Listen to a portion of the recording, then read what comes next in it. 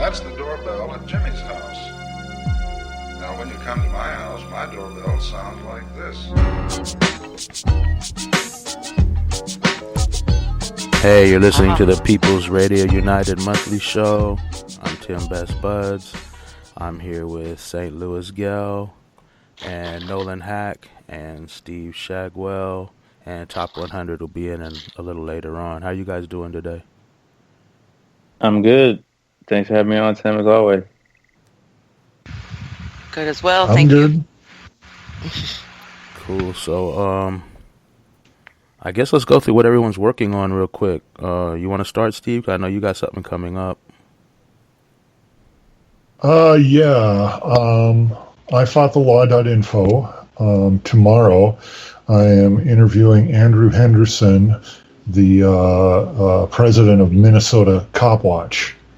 And he is going to talk about how to film cops, how to do it safely, how to make sure that what you capture is usable and admissible in court. That's a big thing. A lot of people capture footage that, because of all the weird arcane shit, the rules and stuff in court can't be used. So that's a really important thing to go over. And then, also if you're filming cops and they try to intimidate you or harass you, how do you deal with that? So I'm really glad to be putting this out there because as we are seeing more and more, filming cops is important because their body cameras always seem to have a way of not working when a questionable situation comes up. Yeah. Malfunctioning, or they forgot to turn it on or something every time. I know, they just have the darndest luck. So that's what's going on with iFoughtTheLaw.info. Cool. Let's move on to Gell and Top Gear Live and Anon UK. We have a big show on Sunday covering universal basic income and talking about OpSafe winter, and we have a bunch of different guests, and when Top gets here, he can tell you everybody who's going to be on. I know we're going to have people from the Pirate Party. We're going to have some people well known for pushing universal basic income. Christian Ingstorm, I've got it right there, I see. But that's our big show on Sunday. Yeah, those are good guests because I asked some of them to come on our show and they refused. Oh, really? Maybe we can give you a push, This is not my connection. No, they told me we don't do radio ever. So I was like, okay. Interesting. Maybe we can open them up to that, I guess. I don't know. Yeah. Well, who wouldn't rather do Anon UK than People's Radio if you have a bigger audience?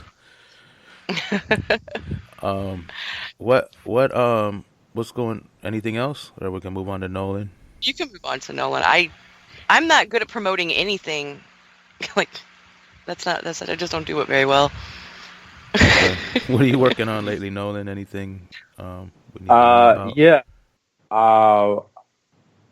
Doing something national, and I can't divulge too much information, but I will say it is anti-Trump and attacking the increasing ignorance in the United States. We have people signed up all over the country, and it's growing, and we could certainly use as many hands on deck.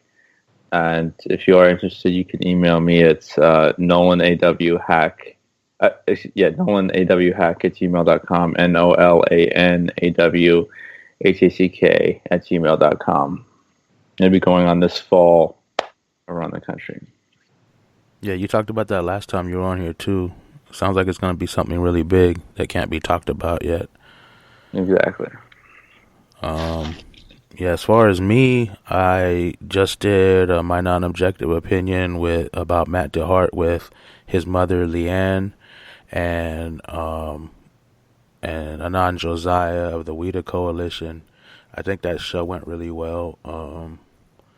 and I have a couple more coming up. I think next week I'm going to have a show with Susie Dawson about the internet party in New Zealand. And I'm also, the show I was supposed to have yesterday got postponed, and that's with some activists. Twitter handle is I Love My Wife.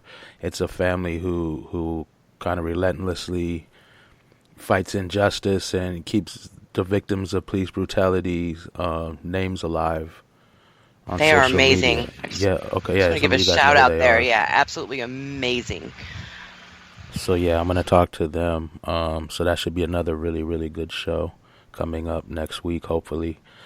So yeah, if there's nothing else, you guys ready to move on to the topics we had to talk about today? And it seems like topics are coming every couple of minutes, more and more, right? Yeah. It's just nonstop. It's getting ridiculous. Yeah, so I guess that we'll start with there was a Somalian Muslim cop killed a white blonde Australian woman, and the Blue Lives Matter people are totally silent. You know, none of the victim blaming's going on. The police are all of a sudden almost feeling bad and apologetic about it.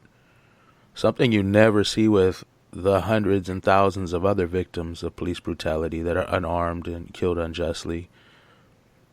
I wonder what the difference is. Anybody have any ideas? I don't have a clue. I'm just stumped on this one. No idea whatsoever. You know, We're all a bunch of idiots. Well, I do because I'm from Minneapolis, right? So, and I worked hard on the issue of police misconduct while I was there. And one thing I notice that's going on here that looks very strange is the police department and especially the union are acting way different than literally every other time there has been an officer-involved shooting. And I mean every other time, no matter how ludicrous there's of a situation there has been where there's been a fatality, a civilian fatality, the police union has stepped up and offered an immediate defense. The police department starts, doing their spin right away. And what's going on here is none of that is happening. And so, I mean, yeah, it's a black cop shot a white girl, Muslim cop, no less. And, a lot of people theorize that is the reason why. And there's merit to that. And I'm sure it has a part in all this. But what I notice going on is just the way they are acting. It's almost as if they are trying to process something about this that they know that we don't know yet, and trying to figure out how the hell they're going to deal with this situation. I think we haven't heard all the details of the situation, and to me it looks like a serious bomb is going to drop, and they're just trying to figure out what to do with that right now, or how to play their hand. And they're at a loss because something's going on here that just they can't get out from under. Somebody said on Twitter, because this white woman was murdered, and let's call it what it is, and OJ just got paroled, white America is going to lose its mind, which could very well happen, as you just mentioned, the possible, metaphorical bomb going off. How was I? When it was about 7 when the OJ stuff, the double murder happened, and from what I barely remember, and now I know in full force because of just going back and reading the whole thing. White America they smelled blood in the water like sharks.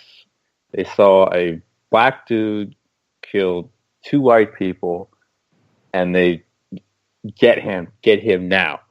So this is, you have obviously a Muslim man killing a white woman, and the whole, well, he's a cop, that goes right out the window.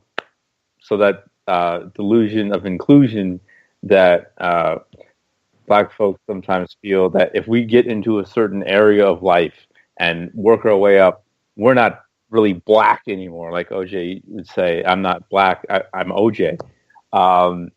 And this poor woman, her life is going to be put on a pedestal, while in the same situation, like Philando Castile, our lives are put down the toilet, which is, it is what it is. But amazing thing in this, Philando's mother, Valerie Castile, she came out to mourn for this woman, and she didn't have to do that, but she did.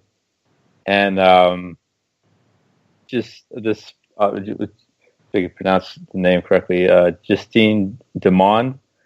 Yeah. Yeah. She was a fiance, 40 years old. She's gone because, we have cops whose very existence on this planet were births from being slave patrols and native patrols.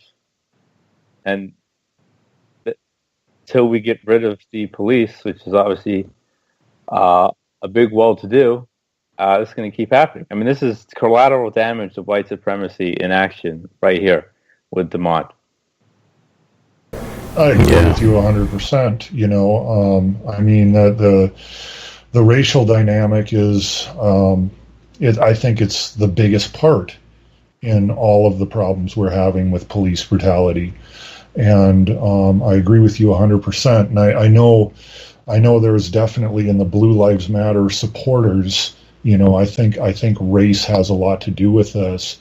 But what's interesting, what I was pointing out, is the police department and the union are acting really different, and it just kind of seems like there's something to this story as far as what actually happened that is also going to be a bomb, and I'm trying to figure out what it is, because like I said, I've watched this police department and this city, respond to officer-involved shootings, and there's almost like a playbook they follow, and they're just not on that playbook this time. And it's because it's different than the shootings before. This is, first of all, not an American citizen. That's what I was just going to bring up. She's an Australian citizen, and she's a white blonde woman. Didn't matter the cop that killed her. It's a big deal. It's a really big deal. It's an international deal, and I'm sure they haven't had to deal with that before. And especially in the last 10 years with social media, if this was before that, nobody would know this happened. It would just hit the news a little bit and die out. Well, if this was a person of color, especially a woman of color, I would agree. But when a white woman goes missing or dies, or if anything bad happens to a white woman, the world stops. Yep. Okay. We still know the name Yes. Elizabeth Smart, and we should. And what happened to her was horrible. But we still know her name. We could, as a black person, I could name off a bunch of young black girls who are went missing or died or whatever, Native girls, Latinas, et cetera, et cetera, et cetera. But when something happens to a white woman, the world shuts down.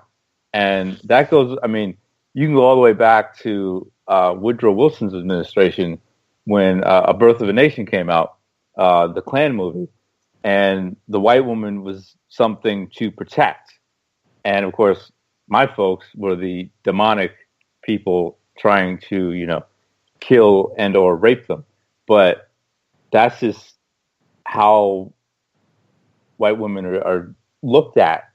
in the populace. Now, obviously, women are treated horribly of any race or any race, but if it is a white woman and something happens to her, it is put out in the media, and we actually have a term for that in sociology: missing white women syndrome. Yeah, and it's been documented in, of course, the U.S., but it's documented in Canada, the U.K. as well. And it's defined by the media's undue focus on like upper and middle white class white women who disappear or get murdered. They get a disproportionate degree of the coverage compared to missing men or women of color or anybody in the lower social classes. I mean, there are books and tons of them written on this social phenomena, if you want to call it that. I don't call it that. I call it just the regular media bias. But it's a very real thing. Well, also, if you just watch the news casually, you'll see it. You can't help but notice it. I mean, whenever I see something about missing people on the news, it's always a white girl. Like literally every time, you know. Yeah. And you're right. That's the thing. I mean, there are tens of thousands missing or murdered Black and Native women in this country, and also in Canada as well. And that never gets talked about. And in DC, for young black girls, that's an epidemic, big time in the nation's capital, but not a peep about it. And these are, I continue to have to push the narrative back, not letting it enter my mind, and remind myself that we are human beings too, even though the narrative is, no, we're not. We're not human beings. We're less than, and white people go first. And we talk about our women, white women always go first. But that sadly is the narrative. And, you know, sometimes we're forced into sarcasm about stuff like this with Justine, and it's a shame because we're like, well, where were y'all, you know, for Philando? Where were y'all for Aiyana Jones? Where were you, et cetera, et cetera, et cetera, et cetera. A Twitter mutual of mine tweeted something out just like that. I'd like to read it if that's okay. He goes on starting, what was she doing before the cops came? It was very unfortunate that she died, but cops have only a little time to react. Blue lives matter. I mean, if we look at her history, guaranteed she has some skeletons in her closet. I mean, cops never shoot innocent people. I mean, she must have done something wrong for her to get shot. Either case, it's just a tragedy all around. If only she complied. See, question mark. If she would have just complied, she would still be alive. I mean, the police have a dangerous job. Their families know their loved ones might not come back. And there's that sarcasm that I'm talking about, because we're screaming in our heads after screaming in public for so long for people to see and hear what is going on with us and actually have some compassion for us instead of loathing us and blaming us for our own murders. And in fact, if you're talking about Black and Native people in this country, genocide. And yet this white woman, sadly, is killed and the world stops. And those tweets, I saw those too. I thought they were awesome. And I'll tell you why. Because Philando Castile's family and so many other innocent victims' families had to see hundreds, if not thousands of people tweeting almost verbatim those tweets with a lot more racism and degradation of their dead relative mixed within every single time somebody dies. And this time... Oh, yeah, they didn't do nothing and all that. Yeah, and this time, the people screaming race baiter all the time are proving who the race baiters are, because what they did was they switched the topic. I've been trolling some of these right-wing racist websites, and I even seen YouTube videos where this guy had a picture of this cop that killed her with another cop, and they're standing in a I guess it's in a mosque with some Muslim women that are covered up. And then he says, if any other cop took pictures with the Klan and then killed somebody, you guys would be mad. Why no outrage about this? So they're equating their religion to a KKK role, basically. And I'm sitting here in my mind saying, well, that would mean that any cop takes a picture in a Christian church is basically part of the Klan, right? Mm-hmm.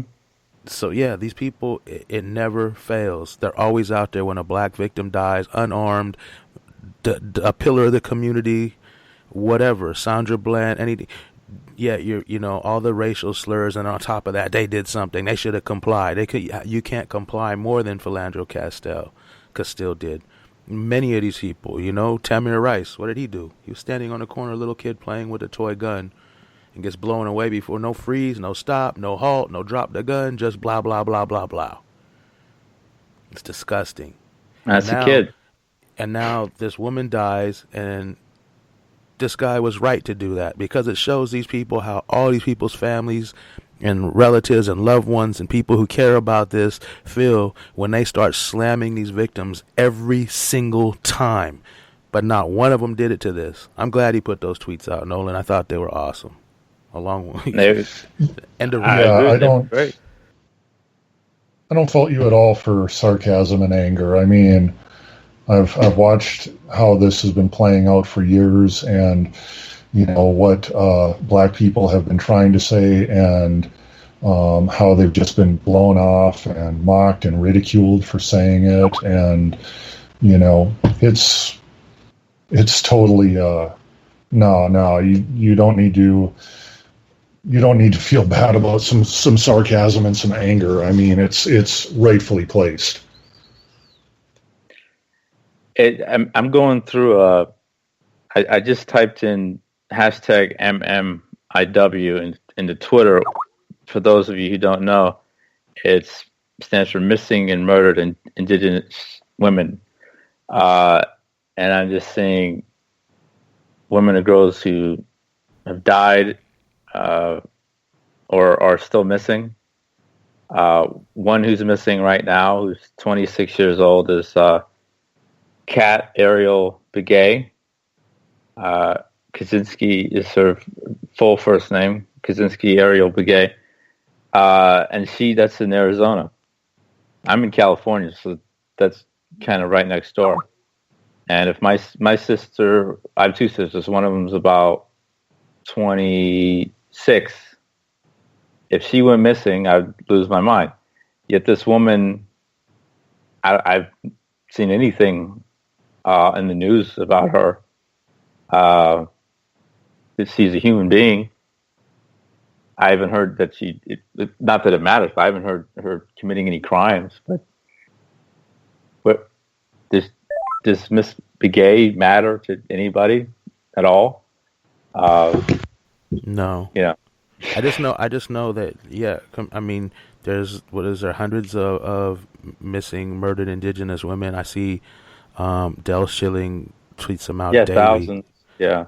Yeah. Oh, thousands. Okay. And more than I thought. And yeah, you don't get this kind of a reaction for 1,000 women as opposed to one white woman. And then, like I said, you got 10, and this is only because of the population disparity. There's like around 40 million black people in the United States, only about 5.2 Native people in the United States. There's tens of thousands, 60,000 missing or murdered black women and girls in the United States right now. And there are thousands of missing Native women or murdered women and girls in the United States and Canada. But, you know, we still know who, you know, Elizabeth Smart is. Is it John, Benet Gacy? I haven't, what was the woman's name? John Benet Gacy. John Benet, yeah. That's why I was having trouble. Like Ramsey. John. Gacy was the killer. Ramsey, I know. I said Gacy too, and I'm like, wait, that's a serial killer. Yeah, sorry. But that would make a cool movie. You have a crossover. John Benet Gacy, oh my god. Yeah. But that's the thing. I mean, it's you got a little. I mean, in that case, you had a little baby girl go missing, and what happened to her, and then oh wait, she got murdered. Why would you murder a little baby? Well, because she's a white baby and a white girl. Oh my gosh, that's awful. And you have this happen on a daily basis to colored people, especially Black and Native people. I mean, there's a case I always go back to, and it breaks my heart. The woman, girl, she was 2 years old. Her name was Kira Friedman, Native girl, and she was, like so many Native kids, placed in a family, a white family, to take any Native identity from her. And she was placed. This family were dangerous drug users, and because of the father, Kira died. And her grandmother, before she was placed with that family, said, "Don't place her with. First of all, let me help you choose which family she goes to. This is my granddaughter. I can't take care of her." And she's pleading for her not to go to that family. And of course, now she's gone. And this was also in Minnesota. Yeah, that wasn't that long ago. That was 2016, June of 2016. 2 years old, and you will never hear her name for the rest of your life. But Elizabeth Smart, who is alive, thank God, you will hear her name until you're dead. Now that's the way it should be for anybody who has to deal with something like that, or sadly passes on. But then again, you have the white narrative or the white girl narrative, and it's a shame that that's a thing. I'm not defending white people for having this reaction, but I could understand the reaction. It sounds like hyperbole when we say stuff like that. We say like the white girl narrative, the white person narrative. It's off the tongue and out of context. It sounds like hyperbole. But it's not. It's absolutely not. I mean, and you can look at distinct evidence of this if you just go back to the Ariel Castro kidnappings in Cleveland.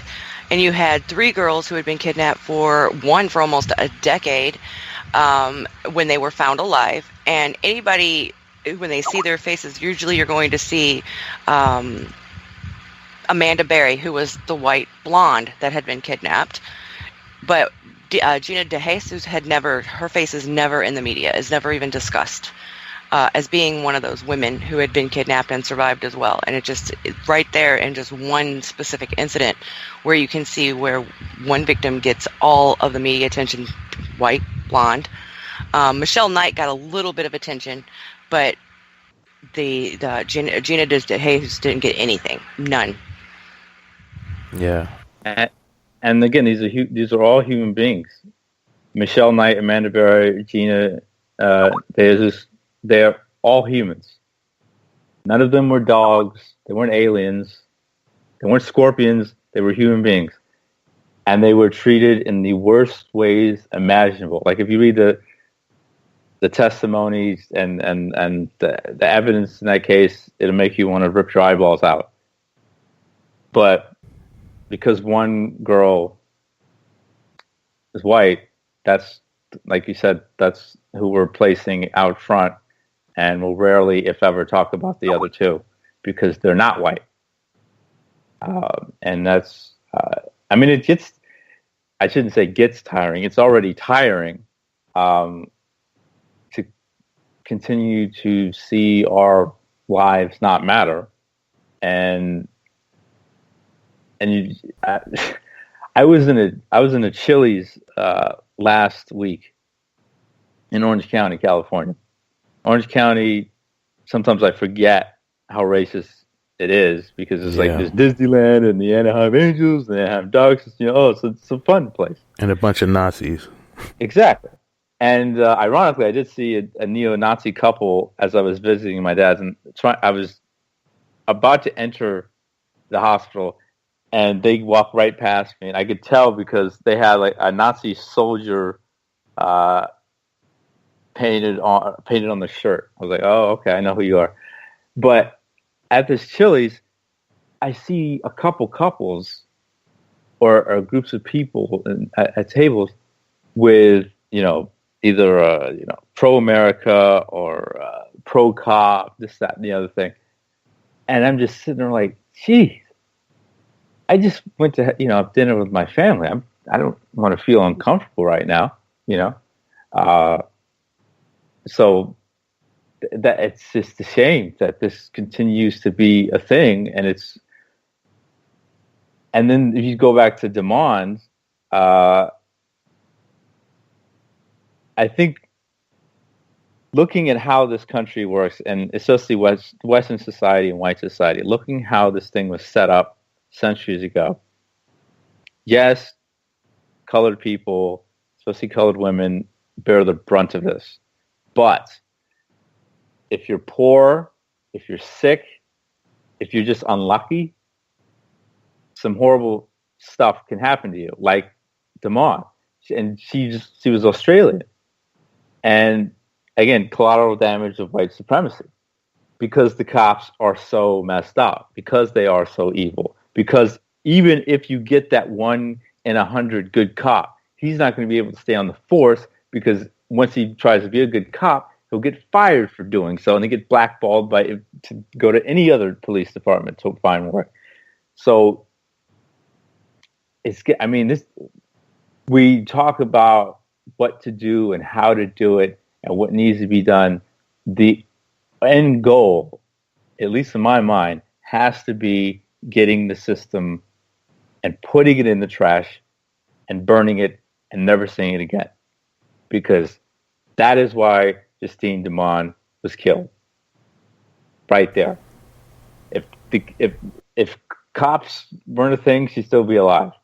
And even though people, mainly white people, like to say, well, no, cops, they maintain order and keep you safe. There were no cops here before white people came here to Turtle Island, a.k.a. the United States. Everything was fine. You can even quote Ben Franklin, who called native life a utopia. Ironically, Franklin had slaves, but I digress. So I just end that little rant by saying the system has to go, or more Justine Demonds are going to happen.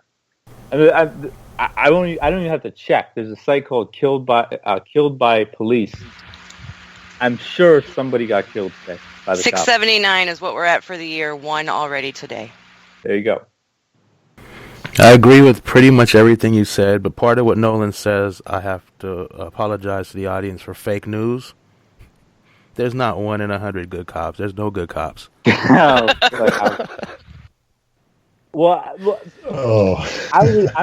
okay. You know what? I can't even argue that. I'm just saying, when you see a cop do something good in terms of actually going at the system that created and maintains the cops, they don't get to stay on the police force.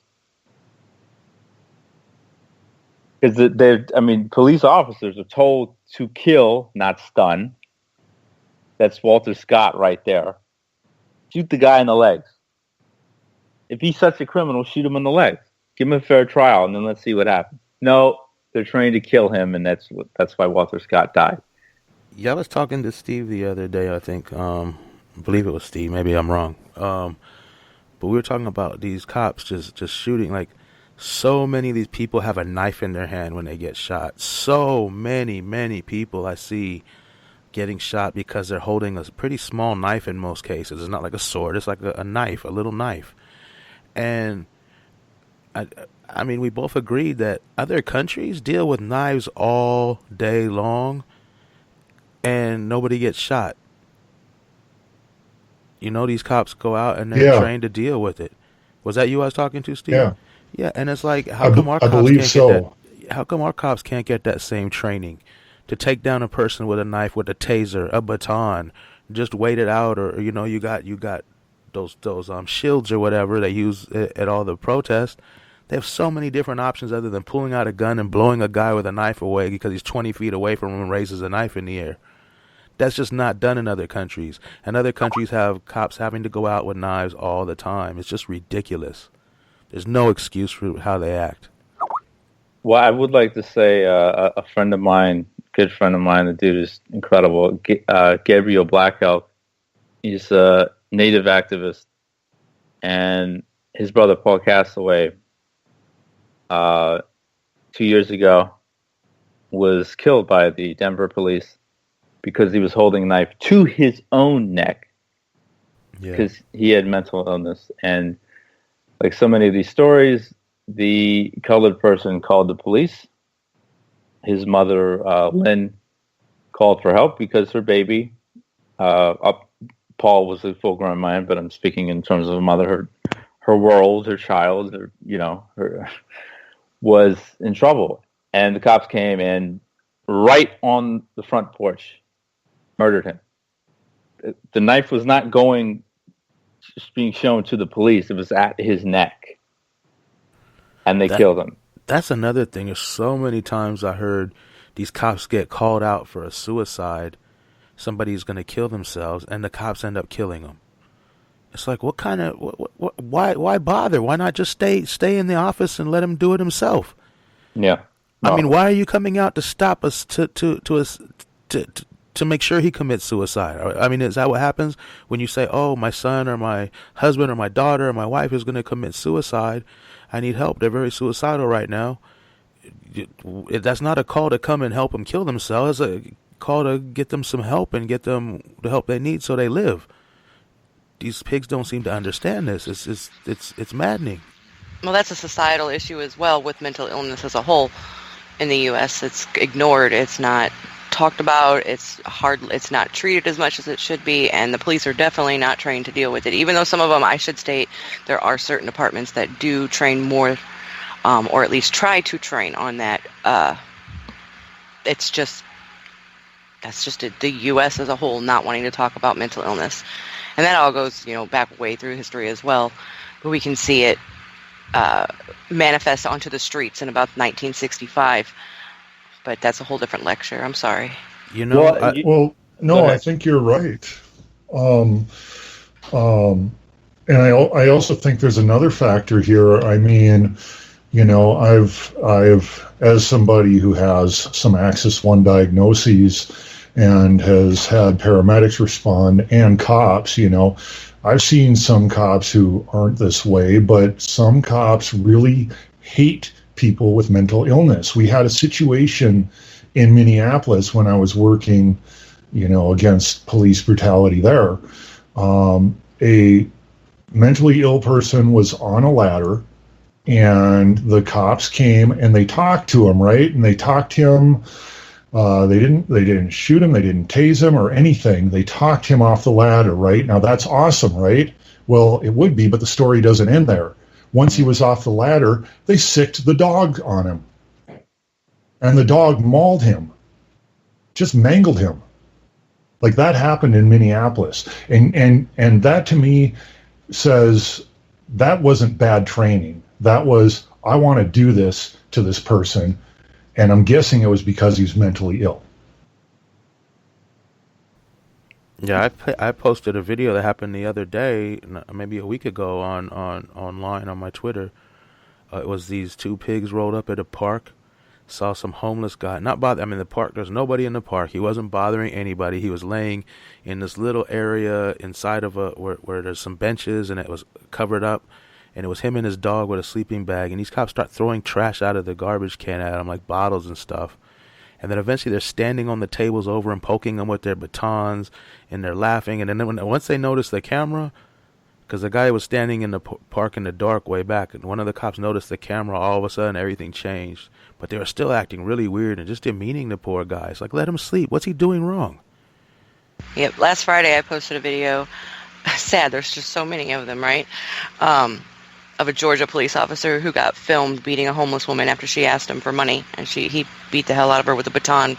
And it's on, of course, not not his dash cam or anything, or not his lapel cam, but it was footage from the actual store in which it happened and had to be leaked. I saw that too. I live in Los Angeles, and the LAPD is about as bad as it gets. Speaking of which,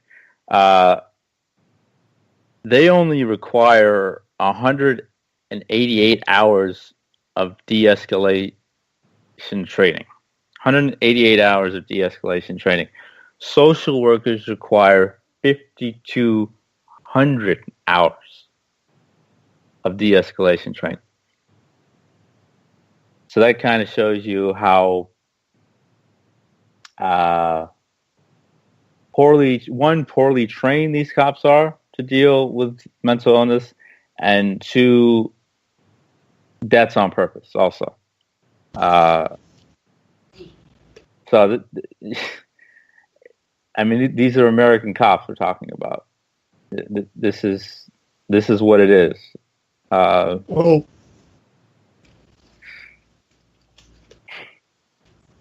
Steve, did you say something? Oh, there you go. Yeah, police are also, escalating when it comes to dealing with mentally ill people now, just through their very appearance. And this is a big thing because I had an experience with this. I understand that,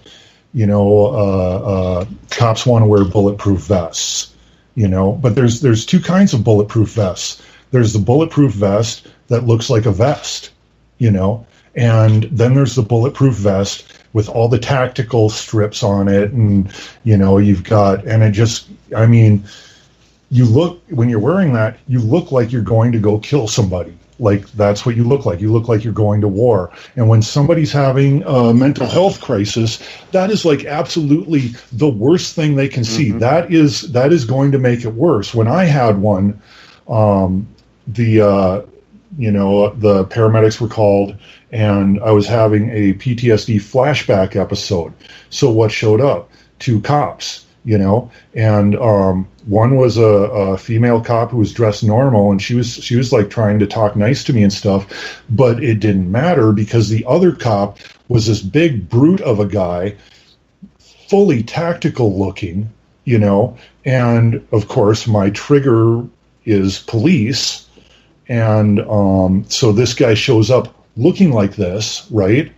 And I knew, sitting there, trying to keep my shit together, this guy making it so hard for me to keep my shit together, but also knowing that if I did not keep my shit together, he could shoot me, and that would be okay. And from the looks of him, just the way he was dressed, I assumed he would probably do that. And of course, that made it even harder to keep my shit together, And if I hadn't kept my shit together, I don't know if I'd be alive today. And that's a situation mentally ill people are finding themselves in now. As cops get more militaristic and more into this whole sheepdog mentality, this aggressive stance. I'm sorry, but that is not going to help with mentally ill people. And some people say, well, mentally ill people shouldn't be mentally ill. Well, fuck you. There's another thing to this. I don't know how related it is, but I'm sure a lot of these cops, support alt-right, really radical white supremacist groups. I've seen them out there protecting them and making sure they get home safely at all the people of the city's expense. But I like I say, I sometimes hit these YouTube rabbit holes and just looking to see what these other idiots think. And I see a lot of things about demon possession on these alt-right, really right-wing, extreme Christian kind of websites. And when you watch these videos, it's just pretty much mentally ill people from here and other countries. And they're claiming it's demons. So, if you think these cops are looking at some of these cops are probably looking at mentally ill people, talking about demons and some crazy, magical, mystical, pretend stuff is in their head.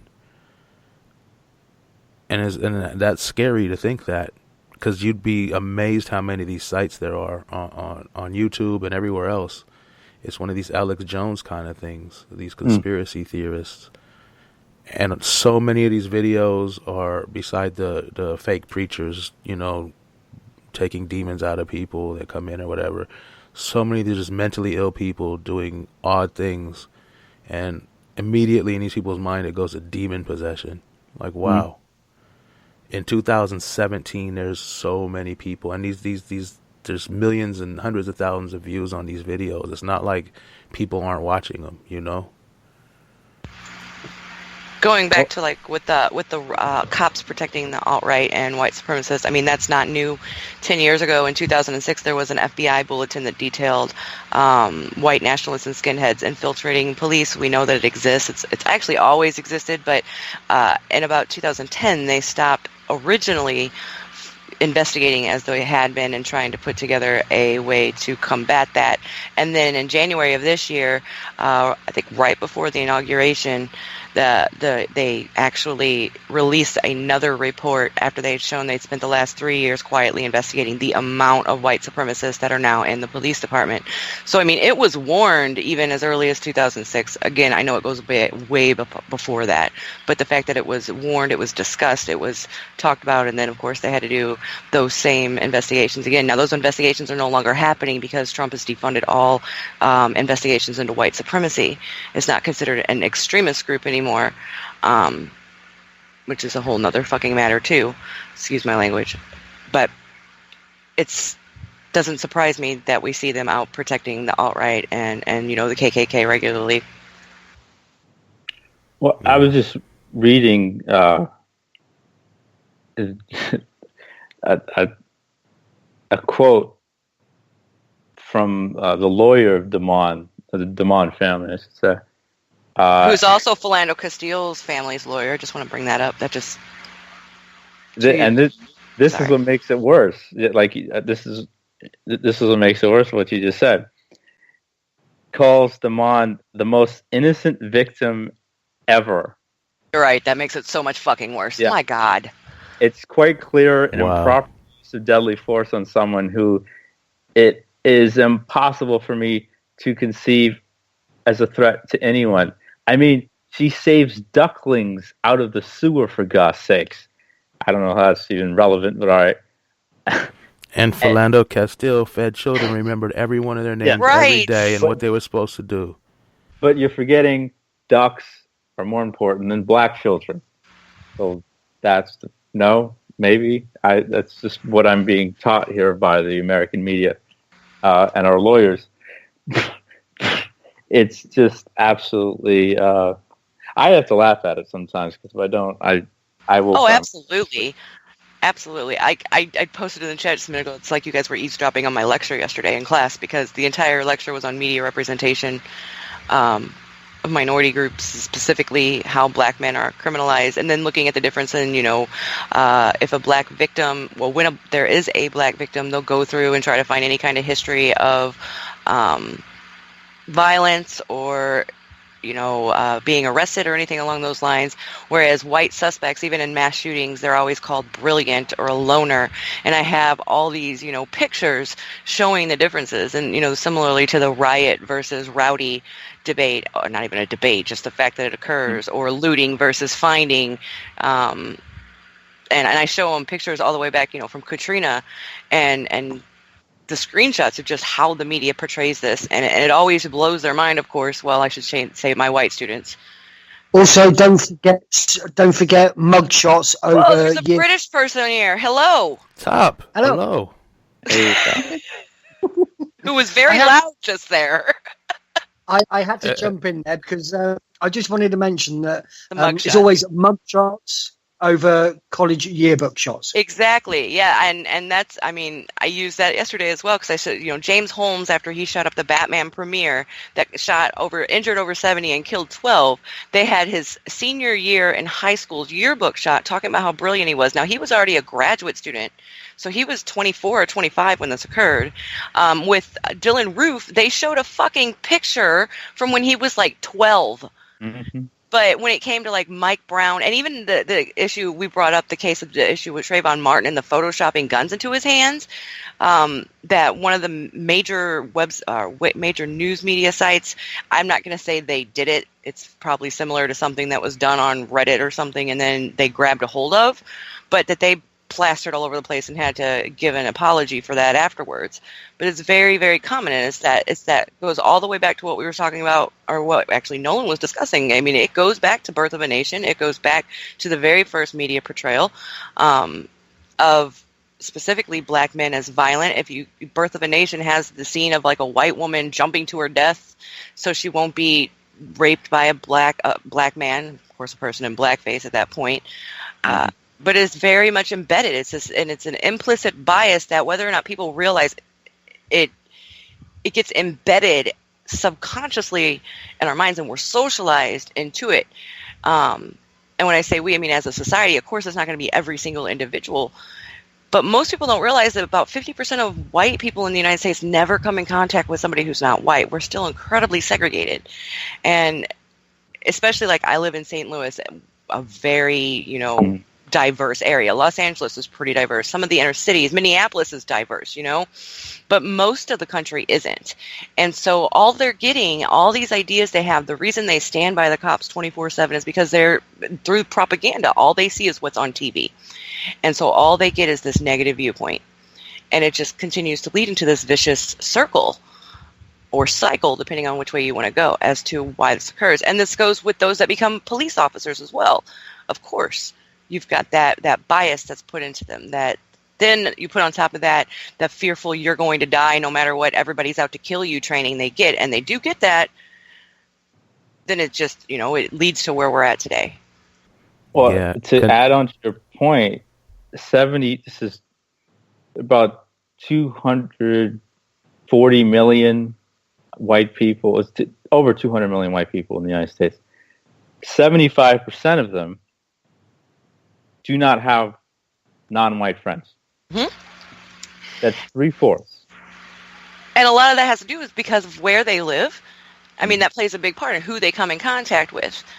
And so when you have 75% that live in specifically the Pacific Northwest, I mean, the Northwest of the U.S. is, I have a map that I start my race and ethnicity classes with, and it shows exactly, what's, 99% white counties, 99%, well, there is no 99% black counties, and native is just reservations is the only time you get anything over 50%, of course. Most people don't know the makeup, first of all, of the United States. You've got 63% of the population is white, non-Hispanic, 18% is Hispanic, 13% is African American, and less than 2% is Native. And when you live in a diverse area, or even when you don't live in a diverse area and you see things on TV that might be a little diverse, you assume that everybody comes into contact with the same type of people you do, or at least maybe you're the odd one that's not coming in contact. But it's a huge aspect of how we are still here in 2017. Because the number one thing that helps with fighting racism or prejudice or anything along those lines is integration and meeting people. And you'll even find some hardcore racists that I've seen videos, and I use some of them in my class. There was this one video I used a couple years ago. I don't even know where it's at now, but it was an incredibly racist newscaster in Texas who was sitting here, and he was talking to a black man, and they were discussing just racial bias and things like that. And he had no problem admitting his racism, nothing whatsoever. I mean, he was completely open about it, very overt. And he was like, but I have a black neighbor, but that person's different. So it's always like this one individual. If it's just one or two people, they're different than the entire group. It goes with those stereotypes until you're integrated largely and are able to have face-to-face contact. And, that was the big argument for integration into schools, because education is the only way any of this goes away, and our education system is shit. This is why I did a report when I was I've told this story 100 times, probably tell it 100 more. I was about 6 or 7, and I went to Montessori school, private school, big money school, and they had us pick a president to do a book report on. So I picked George Washington because he turned down the kingship. he helped create the country, he defeated the evil British. I'm buying the whole Americana experience because I'm, 7-year-old the black British kid. were always equal, by the way. And so at the end of the book report, the write up of the book report, it says a question you have to answer: would you be this person's friend? I'm 6-7 years old. I didn't know he had 350 slaves around there. I didn't know that he made us sleep to a hard wooden bed with no cover or on the floor. So I said, sure, of course I'd be his friend. Yeah, even though I'd be in chains, I'd be working for him for free.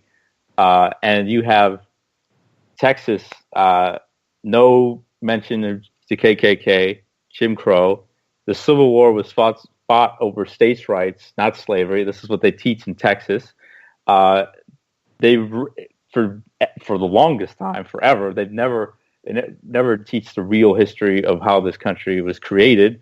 But even more so now, they're taking Native history out of textbooks, even in predominantly high Native population areas.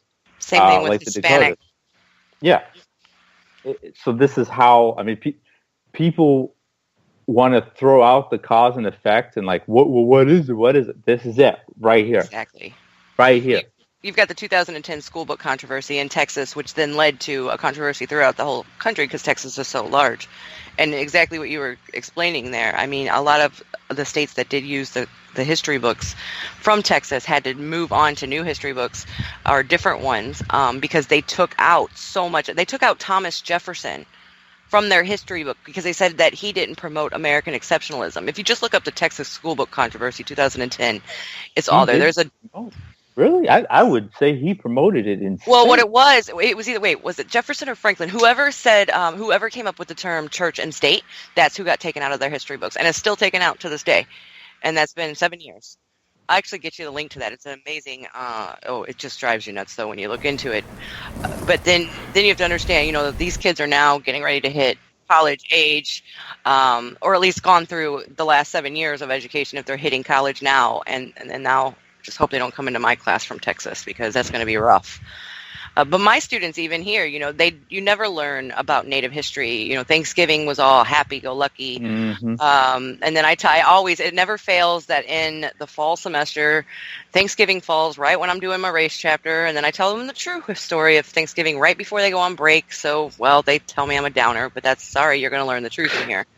And, slavery is glossed over. And that's, I can pick on Texas all day long, don't get me wrong, but we have to look even all the states that with that American exceptionalism, that ideology that white Americans have done nothing wrong. And it even goes to the, argument you hear every February, why is there a Black History Month when there's not a White History Month, right? You know that argument. And it's like, I always ask my students, because there's always one that wants to bring it up, always. And it's like, okay, well, how many Black scientists can you name? And they can't. And that generally gets the point across pretty quickly. But every day is White History Month. Exactly. Yeah. That's what ultimately the answer is to them, and they know that. Real quick, go ahead. I just was noticing some of the chats in here. One from Lynette says, I watched a documentary on the Oklahoma bomber, and the depiction of him was of a disillusioned Army vet with a beef. The government and his victims were doing the Christian thing by forgiving him. So that's crazy to me. But that's what they do. They wouldn't even use the term terrorist for Timothy McVeigh until after he was, in the media, until after he was convicted. They wouldn't even use terrorist. Well, here's one from Canadian Glenn, who's a usual host on the show, who's not here today. Last weekend in Toronto, 20,000 Ahmadiyya, I can't pronounce that, but 20,000 Muslims gathered for a conference to discuss radicalization and to renounce terrorism. MSM coverage was zero. Most media coverage was zero on that. I learned about it from people tweeting about it. I just learned about it. I never heard nothing about it. What's amazing about that is white people obviously need to do the same thing. Hell, men need to do the same thing. for the mess we put women through. But talking about race in this construct, white people do the opposite. They have an anti-Sharia law march. Okay, there's a pro-Confederate marches. I was at one that we outnumbered the Klan and the neo-Nazis 10-1. They tried to take back Stone Mountain, where the Klan was actually created last year, but they go the opposite way to try to keep that American exceptionalism going. Not go, wow, we've really been pretty bad for a long time, and still are, and yet Muslims, because of one event. If you take 9/11 away, this country, the citizens, do not care about. They don't know what Sharia law is. They don't know what a jihad is. They don't know any of that stuff. But because of one event in 2001, Muslims all of a sudden blamed, and they have a target on their back that my people have had since we were first taken from Portugal in the middle of the 15th century. And I don't see tens of thousands of white people coming out going, hey, we stop racism, stop everything. Sexism, racism, homophobia, because again, the whole thing, this system, it has all of that. All of these isms and all that bigotry, it comes from this system. It's not like we have 5-6 different hands creating these things. It's all created and maintained by the same hand. And I feel bad for Arab people, Muslim people. So, I mean, what if you're Arab and not Muslim? If you were walking down the street or whatever, know the difference. Yeah, I mean that'd only 25% of Arabs in the United States are Muslim. I didn't even know that. That's crazy. Here's a question. Can any of you guys answer this? Because I've wondered. I know they're opposed to Sharia law because it's Quran and Allah and not Bible and Jesus or Torah and God or whatever. But if you really get down to the nitty gritty, isn't that what they all want? I mean, don't they want? Yes. It's Christian law, Sharia law, Jewish law. It's pretty much the same exact thing. Especially with when you minor go like differences. The hardcore Christian right that are trying, that regularly tries to enforce the laws are exactly the same. It's amazing to see. Of course, it's a small. I shouldn't say minority. I don't know the exact number, but when you get those type of people who, like Pat Robertson, for example, the type of laws that he would generally talk about, where women shouldn't be allowed to go to work, half the time not allowed to leave the house, things along those lines. They're incredibly similar to Sharia law. Christians want Sharia law with pork and shrimp. I'd like to drop in, if I can, I'd like to drop in a fact. Is that Islamic or Sharia banking, you are not allowed to charge interest on loans. Now, can you imagine a payday lender operating in the Middle East? You guys they have 400% interest at payday loans. Hey, Top, is that for just other Muslims or for everybody? Because I know Jewish law says you can't charge interest to another person that's in the same religion as you, but anyone else you can. I don't know the mechanics of it, but Sharia banking, you're not allowed to benefit through interest through banking. Now, I'm going to have to jump off the conversation because things have just picked up here, so I'm going to have to mute myself. But I just thought I wanted to raise that point. Okay, thanks, Top. Can I just unpack this Sharia law thing a little bit? I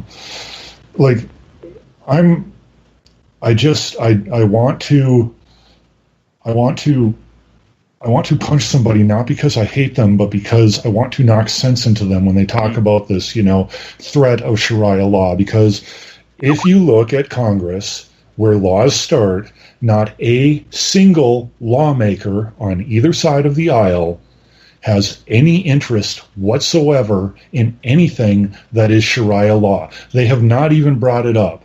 It is not even 1/100th of 1% of the way to being brought up and talked about, let alone then voted on then passed as a law, then sent to the president so the president can sign it, and then going up for judicial review. So it's not a thing. And my second thing about this is yeah, you know, you want to march against Sharia law? I don't like Sharia law either because I hate religious law. But why aren't we talking about biblical law? Because actually, some of the things in biblical law that I consider unconstitutional as all fuck are laws. That's my in rant. Yeah, and these people are actually passing laws that would be exactly like what Sharia law, or trying to pass laws that would be exactly like what Sharia law would be. It's just they put their God and their book on it, and it's okay. It's ridiculous.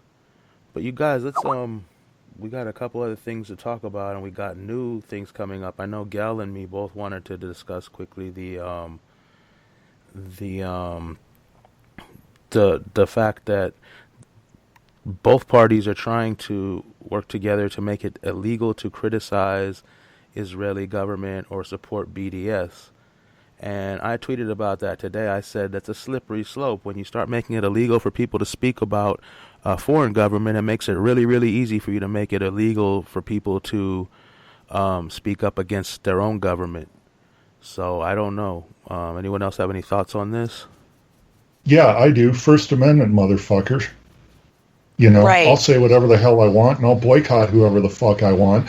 And you're not going to tell me to you're not going to tell me I can't boycott any American business. You're not going to tell me I can't speak out against any American entity. So guess what? You're damn well not going to tell me I can't speak out against Israel. And you know what? I'm all for the Israeli people, but fuck their government. Come get me. If I just said something illegal, fuck you. Yeah, they're trying to. That makes me so mad. They're talking about giving away decades in prison for this crime and super fines. $1 million and 20 years in prison. That means I'm for going criticizing away a foreign life. government. I'm going away from life. Yeah, we're going. Yeah, I probably up to like 150 million at this point. Jeez. So yeah, it's a group of 43 senators, 29 Republicans, and 14 Democrats. It is S780. Oh, I'm sorry, S720 is the name of the bill. I have the actual bill right here. I can post in chats.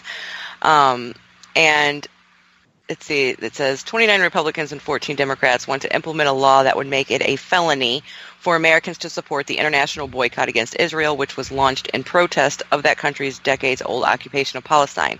The law itself specifically, here's what it says. This bill declares that Congress, 1, opposes the United Nations Human Rights Council resolution of March 24th, 2016, which urges countries to pressure companies to divest from or break contracts with Israel, and 2, encourages full implementation of the United States-Israel Strategic Partnership Act of 2014 through enhanced government-wide coordinated U.S.-Israel scientific and technological cooperation in civil areas.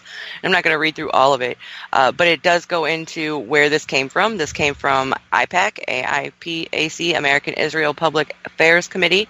They lobbied for this earlier this year, in earlier 2017. They identified the passage of this bill as being its top lobbying priority for the year. They've spent millions of dollars to get this passed. I'm trying to see if there's any other. You know what I think? This is just a way to make sure people aren't supporting Palestine, because Israel is a legitimate state. Palestinian people should run the land over there because it's their land, and everybody knows it. And more people are starting to learn. I mean, there's so many people in this country that think Israel has been there 3,000 years. They truly don't know the history of that country. It's the same thing here. I mean, it's not a surprise that America would be for Israel and anti-Palestine. It's just like if Israel came out, granted, sadly, there are not enough Native people for them to come out against, I guess, but they came out, hey, Native people, just sit on your reservations and be quiet, don't fight back, and just take what they give you. This is Native land here, that's Palestinian land over there. And I was looking at the bill that you sent me, or you sent out, Scout, and one of the that co-sponsors the bill is Democratic hero Kristen Gillibrand. Yes. She was lauded as a great hero of America and the Democratic Party. Even though this is a lie, she did vote for one of Trump's appointments. When she was the one at the time who hadn't voted for any of Trump's appointments, and then she ended up voting for one of them. I can't remember which one it was, but yeah. So this whole Democratic-Republican thing, I mean, like everything else, it has to go. Ted Cruz is on this. Shocking. Here's something that's depressing. Ron Wyden from Oregon. He's one of the few folks who fought the NSA spying to stop the NSA spying on us. And then he's here being pro-Israel, pro-genocide, right out here in the open. Claire McCaskill of Missouri, another Democrat, Joe Donnelly from Indiana, New York, Charles Schumer, Democrat. Schumer was giving a huge speech about it earlier, talking about how talking against Israel's anti-Semitism. You know, I that's the word they toss around so quick. Like, I mean, I have Jewish friends. I don't mind if any religion you want to be. I mean, I don't believe in any of them, but that's fine to me. Do your thing. Just don't infringe on other people's rights. And Israel has nothing to do with Jewish people or religion. It has to do with a state that was tossed there at other people's expense, a whole nation's expense.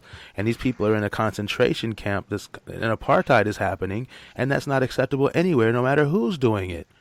Has nothing to do with the Jewish people, because nobody wants to see Jewish people suffer either. It's just we don't want an illegitimate state attacking, punishing, and imprisoning the rightful owners of the land just because the big guys, Britain and the United States, put them there.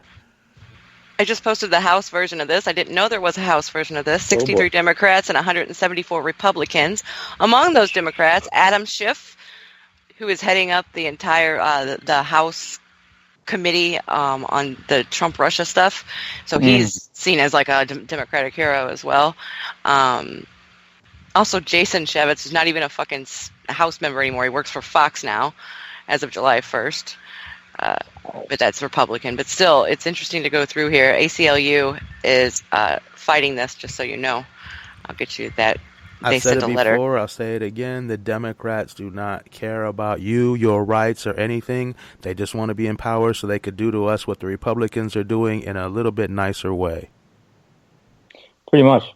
And Schumer, the politician from New York, senator, a lot of the New York politicians, especially the powerful ones, it's almost like you'd think they have to support Israel because the NYPD has a base in Israel. Yep. So, you know, one of the trillions, might as well be trillions, of conflicts of interest in the history of this country. You can't trust these people. That's the only issue I will never touch in class. I can tell you that right now. I've never been told to stay away from it, but there's just this kind of like notion that you know you're going to get fired if you talk negatively about Israel. Well, not that's because anti-Semites, but Israel right. government. And I've done it occasionally, but I will tell you, I hold my tongue a lot on that subject. I don't blame you, because part of the problem is, and this goes into my folks' long-running problem, the same with Native folks. The only genocide that is recognized by Western society is the Holocaust. Yes. That's it. Yes, yesterday I brought up all the other ones and nobody'd heard of any of them. Exactly. Ottoman Empire? No, Ottomans were just protecting themselves. Native genocide over here? No, Manifest Destiny. Slavery, black people, or even today we're getting killed by cops. No, they took us for a better life. We were, just the Oh no, you got to yell out. It was immigrants. black over. people selling black people. That's the one I always. Seem to yeah. Here's a law. Here's a law I'm gonna agree with. I think you should get 100 years in prison, or a $10 billion fine if you deny the Armenian genocide happened, because they're real good with that one too. Yes, very much denying. I brought that. That was one I was really focused on this week, because that's one that none of my students have ever even. Well, to be honest with you, they don't even know Armenia. My grandfather escaped from that, so I was basically born knowing about the horrors of that. My great-grandfather, not my grandfather. Sorry. Go ahead, Steve. So basically, like all these congressmen who are supporting this thing where you can't boycott Israel, they're calling them democratic heroes. Like they're actually using calling them democratic heroes because of this. We were just mentioning those that have been in the media as the democratic heroes recently, not because of this specific bill. Right. I mean, okay. For example, Bernie Sanders is still looked at as a hero and a quote-unquote socialist and all this gobbledygook. But he has helped fund Israel's genocide of Palestine. Very much. Along with other wars and deadly conflict. But he is looked at as a hero. As a hero. A liberal hero. So, yeah, well, I grew up on comic books, and one thing I learned is that people who show up and take people's homes are actually not heroes, they're villains. And people who support them are also villains. So, like, I'm kind of laughing over that term. I use that. That always is interesting to me because, like all the pop culture movies, and including comic books and any kind of media, anything along those lines, how we portray like somebody, if we're looking at American media, of course, portray like if somebody comes in and kills your family and you enact revenge on them, you're a hero. But whenever it is, United States dropping bombs in Afghanistan or Iraq or anywhere around those, that it's that whole perspective sense, right? One man's terrorist is another man's freedom fighter, and I am not in any way supporting terrorism. I would like to get that out there now. But it's that viewpoint, that perspective that we put out there as to whose homes are allowed to be taken or who's allowed to be killed and not be seen as a villain. And it goes with that dehumanization of different groups of people. Well, yeah, the thing of it is I'm sorry, distractions going on here. The thing of it is U.S. foreign policy is based on the idea that other people aren't like us. They don't react to things the same way we would, or at least they certainly shouldn't. They should be okay with things that we wouldn't be okay with. Exactly.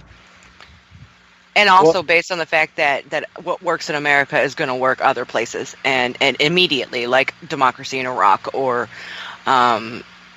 really that's the best example or the most recent example. Why don't they ever flip that? Like what works in other places could work in America, like healthcare and. When you use that argument, though, that's one argument that I'm generally able to use in any kind of debate. I'm not going to say argument because when you start arguing with, right-wing trolls, there's just no coming back from that. But an actual debate with somebody who wants to talk or, has that viewpoint, when you start turning it around and trying to show them different viewpoints or, what if this happened to your family or healthcare for, or showing like, last week I showed 13 in class, okay? And then after I showed 13th, the Netflix documentary on race and slavery and crime, right? You know what I'm talking about, right? Mm-hmm. Okay. Do for now. Yes, yeah. Thank you. I showed 2 sections from the movie Where to Invade Next, which was Michael Moore's newer film. And it shows drug policy in Portugal and how they've decriminalized all drugs. They don't arrest people for it for the last decade. And it also showed Norway's prison system. And, so I was just trying to show them that there are other cultures, other countries that do things differently. Why don't we implement some of these ideas? It's never going to be 100%. Yes, you always get that, Americans has got a larger population than Norway or this, that, or the other, but even trying to implement some of the ideas. But no, people don't want to hear that. That's interesting because sometimes I talk about revolution and as coming out of a revolutionary's mouth, like myself, people are like, "What? You crazy? You can't overthrow this thing." I mean, Russia at the time was like 4 times the size of the United States. That was a monarchy, and they were able to get rid of that. So, I mean, it's possible if the work is put in. But the apathy, you have to overcome it, and apathy is our biggest social problem in this country, that's quoting myself, but I don't disagree. It's a fact, I believe. Absolutely. And then you talk about, going into other countries and invading, where to invade next. Noam Chomsky, who's pretty intelligent himself, he said something that was just profound. And it's just one of those things, an intelligent person says something and it hits your mind, and you really start to think about it. He said, what in the world gives America the right to be judge, jury, and executioner overseas? Because, and then I just went deeper with that in my own mind. Okay, so what if, I'm in Kuwait's government, or I'm in Nigeria's government, and I'm like, geez, they're killing a lot of colored people over there. They're treating their women horribly over there. Let's bomb them.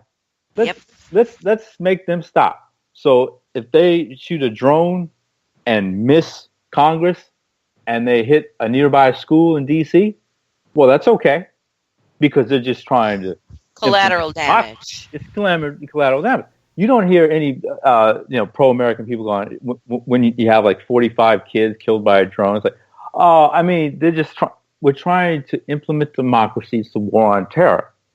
Well, then it should be perfectly fine for Venezuela, granted, I don't know the means to do it, wherever, Chile, Madagascar, I don't care, another country, shoots a drone over and hits a police department, and bam, a bunch of cops are dead. Now, I'm not saying anybody do this. I'm not condoning that. I'm just hypothetical people, anybody listening. Right. But that should be perfectly fine, especially if they hit the target, because the police departments in this country as a construct are a terrorist organization, okay? Just like your Al-Qaeda's and Taliban, ISIS over there. So, but that's not America, but they do it, and they do it, it's bad. When America does it, it's okay. Just like the whole Israel thing. The only genocide that ever happened, according to Western society, is the Holocaust, which is amazing. Amazing, because look at the Congo, the former kingdom of Congo. King Leopold, in close to the same time frame, or a little bit before, than Hitler, killed 10 million black people in Congo. 10 million. Okay, that's close to the same number that Hitler killed in the Holocaust. But that doesn't count because they weren't white people. The Holocaust counts because the majority of those people were white people, and they never talk about the Palestinians who died in the Holocaust. They don't talk about the black people. No, that's why it's always remember, because these same people are like, oh, get over slavery, oh, get over the native genocide, get over everything, but never forget the Holocaust, because 6 million white people died. Exactly. Well, I think if we hadn't been in that war, we wouldn't be hearing about that one either. Well, and it took Hitler to declare war on America for America to start caring, even though as early as I think it was 1941, the government knew about the concentration camps. Muslim people helped liberate Jewish people from the camps before any Americans did.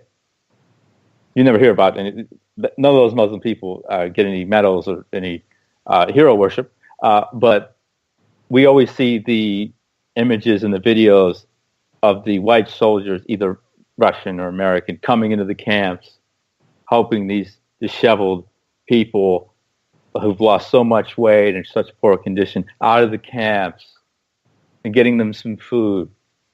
But America couldn't care less about what was happening in the Holocaust. And they had, there was I cannot remember his name. He was a Pole fought in the Polish army. He voluntarily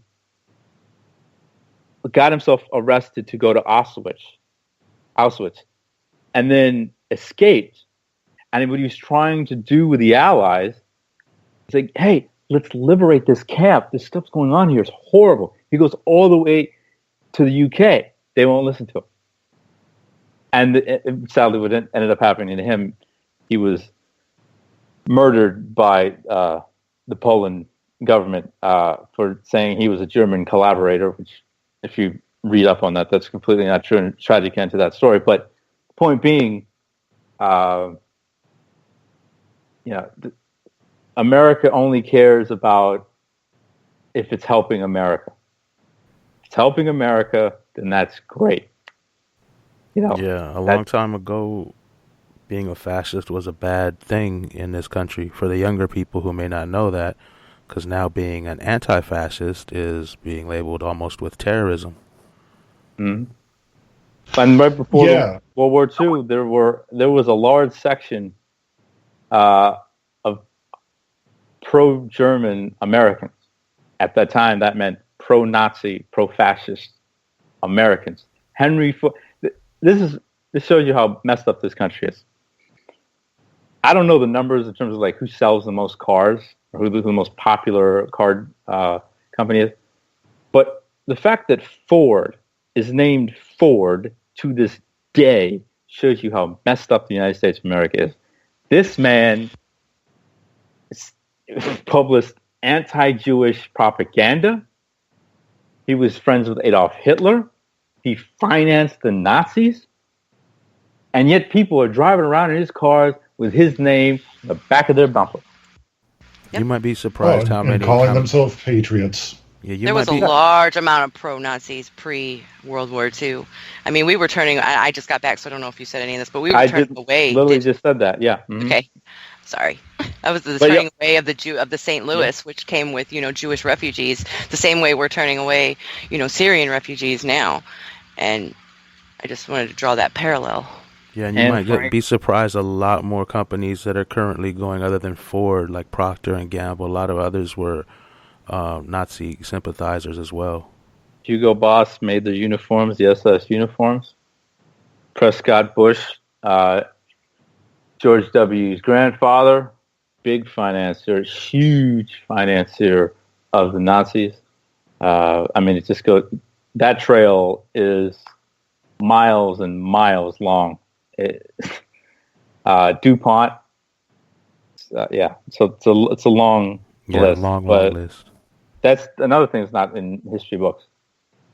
I mean, if you told kids, hey, Henry Ford published this anti-Jewish propaganda and was friends with Hitler and financed Hitler, they'd come home to their parents and say, sell your car. Daddy, Mommy, sell your car. I don't want to drive in that evil thing anymore. I mean, I learned this a while ago. It just hit me. If the real truth was taught in American schools, the kids would grow up hating America. And the whole thing would fall apart. Because the kids are the ones that have a sponge brain. That's when your brain is forming. That's when your opinions are forming. That's when your values and your ethics are forming. That's why they teach the way they teach, and they leave out what they leave out. None of this is on accident. This is all on purpose. Yep. I mean, it's and I always try to bring up the Native issue because no one talks about it, and by the numbers, it's like 16 Holocausts. Across all the states, 87% of references to Native people portray them prior to 1900 with no clear vision of what happened after that. In half the states, no individual natives or specific nations or colonizers term tribes are named. That's from Indian Country Today, great editor of that beautiful outlet is Vincent Schilling. So that's why people think all the natives are dead, or it's not nearly that bad if there are any left. I mean, Stokely Carmichael said they were all dead. Stokely's a ginormous hero of mine. Yeah. He said to a full lecture hall in Berkeley, in I think it was 1966, they exterminated the red man. They exterminated the red man. He said it over and over.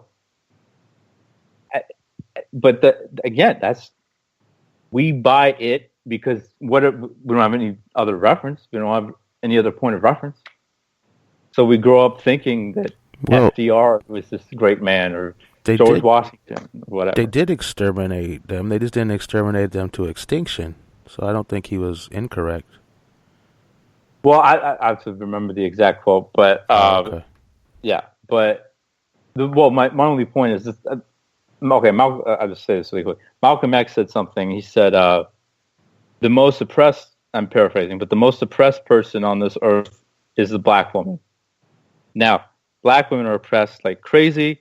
I will take 1 trillion bullets for them. I love them to death. Black women are beautiful. But at least statistically, that's not true. Nope. Because Natives. Native women are, the rape numbers are doubled, or some people think they may be tripled. The stalking stats are doubled, and black women were not exterminated.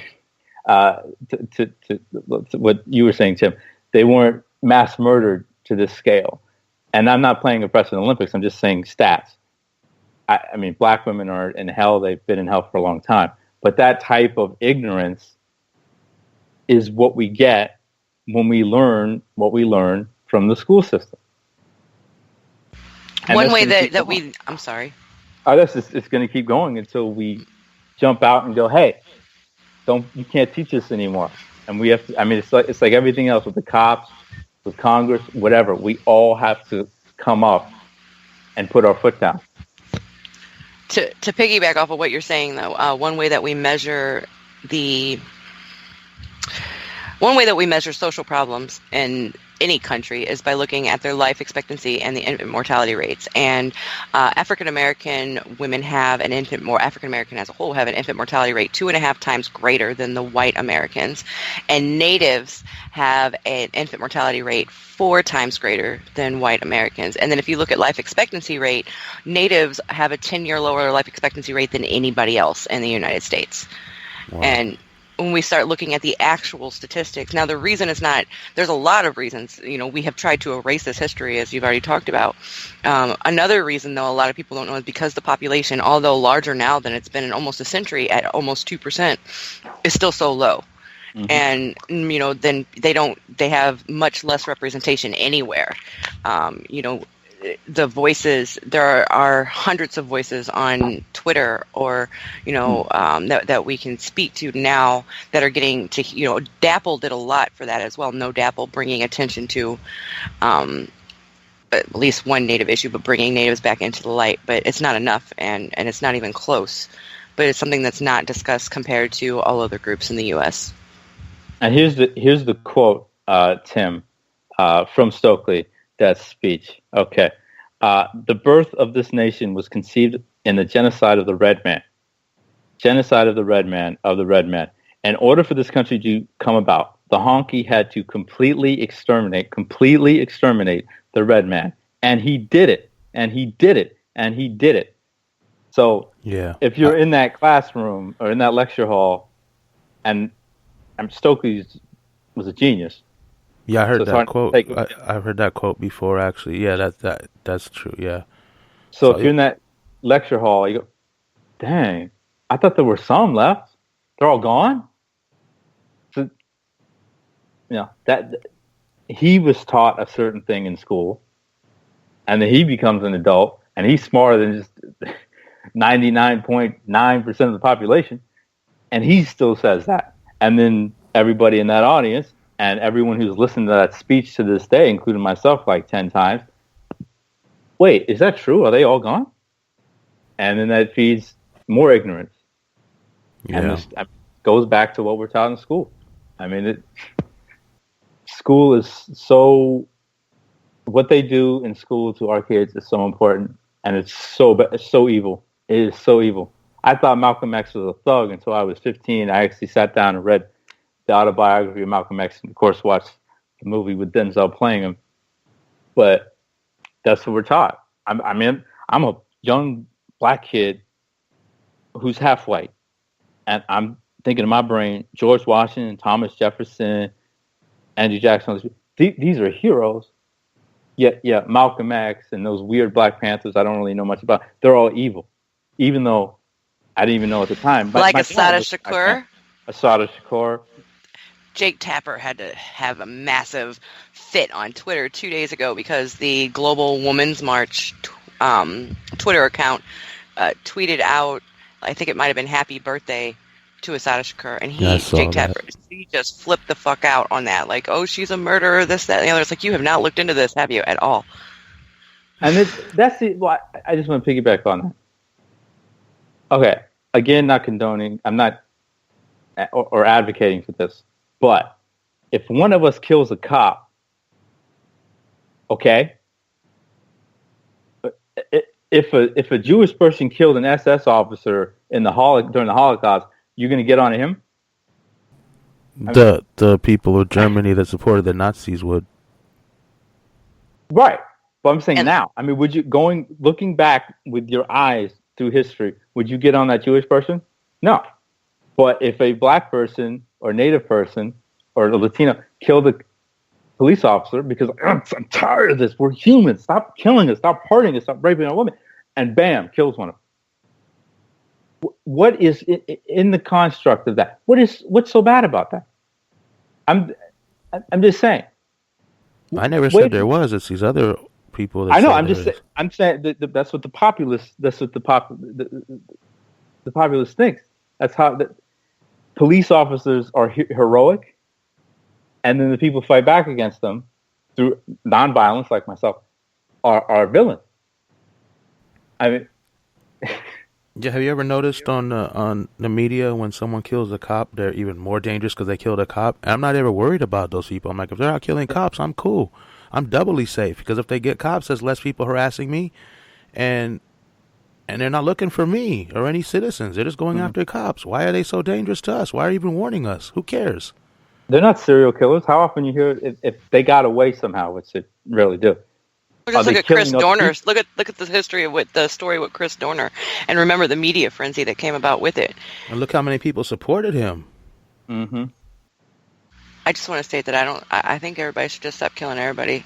Well, I'm a pacifist. I know that. I assume that if we weren't already on. I assume that if we weren't already. I just told this to Top that if we weren't already on lists before the show, we're all on it now. I'm already there too, but I'm just saying. Tim as a file is as big as Trump's ego. What are you talking about? I'm a perfect model citizen. I'm not on a list. Get out of here, guys. Anyway. Shout out to my list keeper. Fuck you. Top is gone. Actually, let me see if I can get him back. Okay. He might be home now. Might be able to get on his computer. Yeah, I mean, lists, so what? It's exactly. My little sister had a friend who was white. Most of our friends were white when we were young because We lived in a beach suburb of LA County, mostly white people. We went to school in a very ritzy area. And my mother, who was white, passed away when I was 8 years old. My sister was about 5. And before that, she was hanging out with her friend and sometimes could come over to our house. My mother would watch her. And then after my mother died, my sister's friend's mom said, you can't hang out over there anymore. And the reasoning was because she didn't want a black man to watch over her child. Okay, if he was in the same house, if his white wife was there. But have the white person to make sure he was safe. That's disgusting. And that doesn't even need to be said verbatim or even paraphrased. The way we learn things in school, and then you add on the media. I mean, shows like Seinfeld and Friends. I mean, do colored people exist? I mean, that whole 75% of white people don't have any friends of color. Right there, look at Seinfeld. Look at Friends. Look at Frasier. I mean, if you're watching that as a white person, or even as a black person, is there something wrong with colored people? And those are, let's even state, those are the 90s shows. Let's think of the more recent shows. You're still going to find the same thing. Oh, cool. I don't watch TV. Supernatural, Big Bang Theory has a token Indian from actual, country, India. Yes. Let's see. My show was How I Met Your Mother, and the only people of color, I just finished binging it again, right? And the only people of color, I think there were 2, and they were people that were dating Ted at some point for like one show. Same thing as me and you did. We discussed this before last time you were on and I was on with Friends and Ross, and we were trying to figure out how many people, because it's so rare. And did anybody see the whole makers of Game of Thrones? What they're doing? They're making an alt-world reality of a show in a year called The Confederacy, where slavery still exists and it's a third civil war. Has anybody seen that controversy? No, I just heard about it this morning.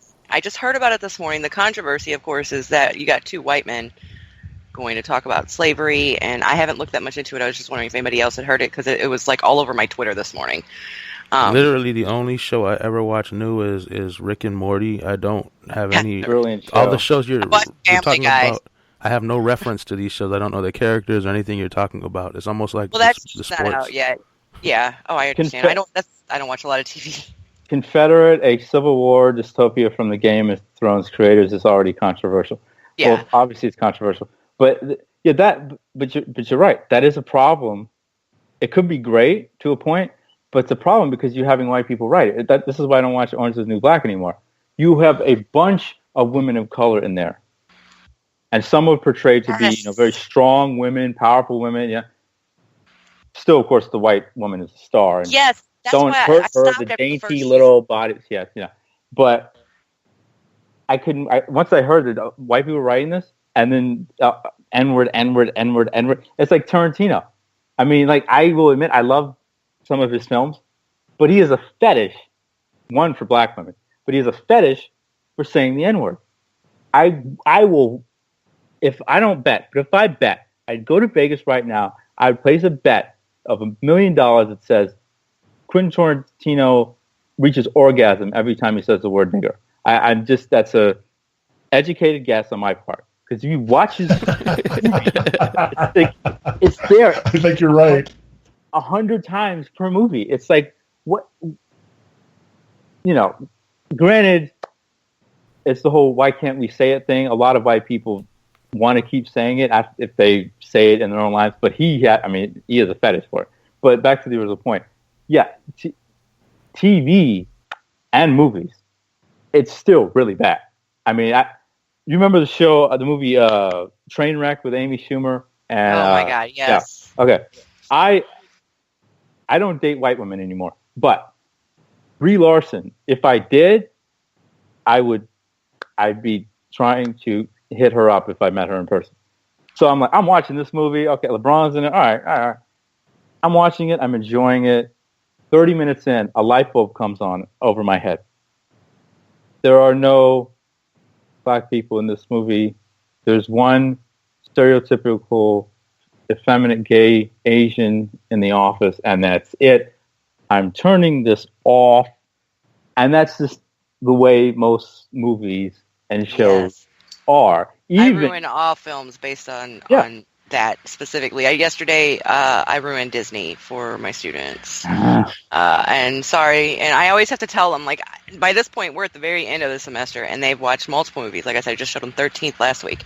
And they tend to be pretty objective in what they're supposed to do with these movies, but I have learned that whenever I show this Disney film that I show them, which is not a Disney film, it's criticizing Disney for the racist and sexist portrayals and, you know, Pocahontas and everything else, I always have to warn them, please, in your papers, don't call me a bitch. You won't be the first one to tell me I've ruined Disney or that I'm making too big of a deal out of this. And, you know, they get so worked up over this film compared to, you know, because they're raised on that. And that's part of their socialization, and they don't want to accept that, oh, you know, Aladdin chose the most racist lines ever for their theme song, even after the Arab League told them that it was wrong and it was racist, or the fact that, you know, Pocahontas was 9 when she met John Smith.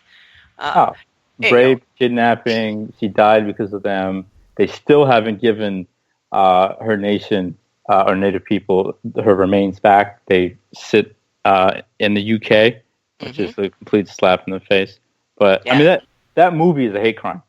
I say it all the time. It's a hate crime because and so many believe Pocahontas was really, I guess, the one that's still so regularly watched, and more so than anything else. And it's the one that they come in whenever we do start talking about natives. They immediately think of Pocahontas, and this is before I've shown this film, but it's the reason I show it, because it's like, you have to realize that Disney is not, you know, no, I don't care what Disney told you. Well, you don't care what the company name is named after an anti-Semite told you.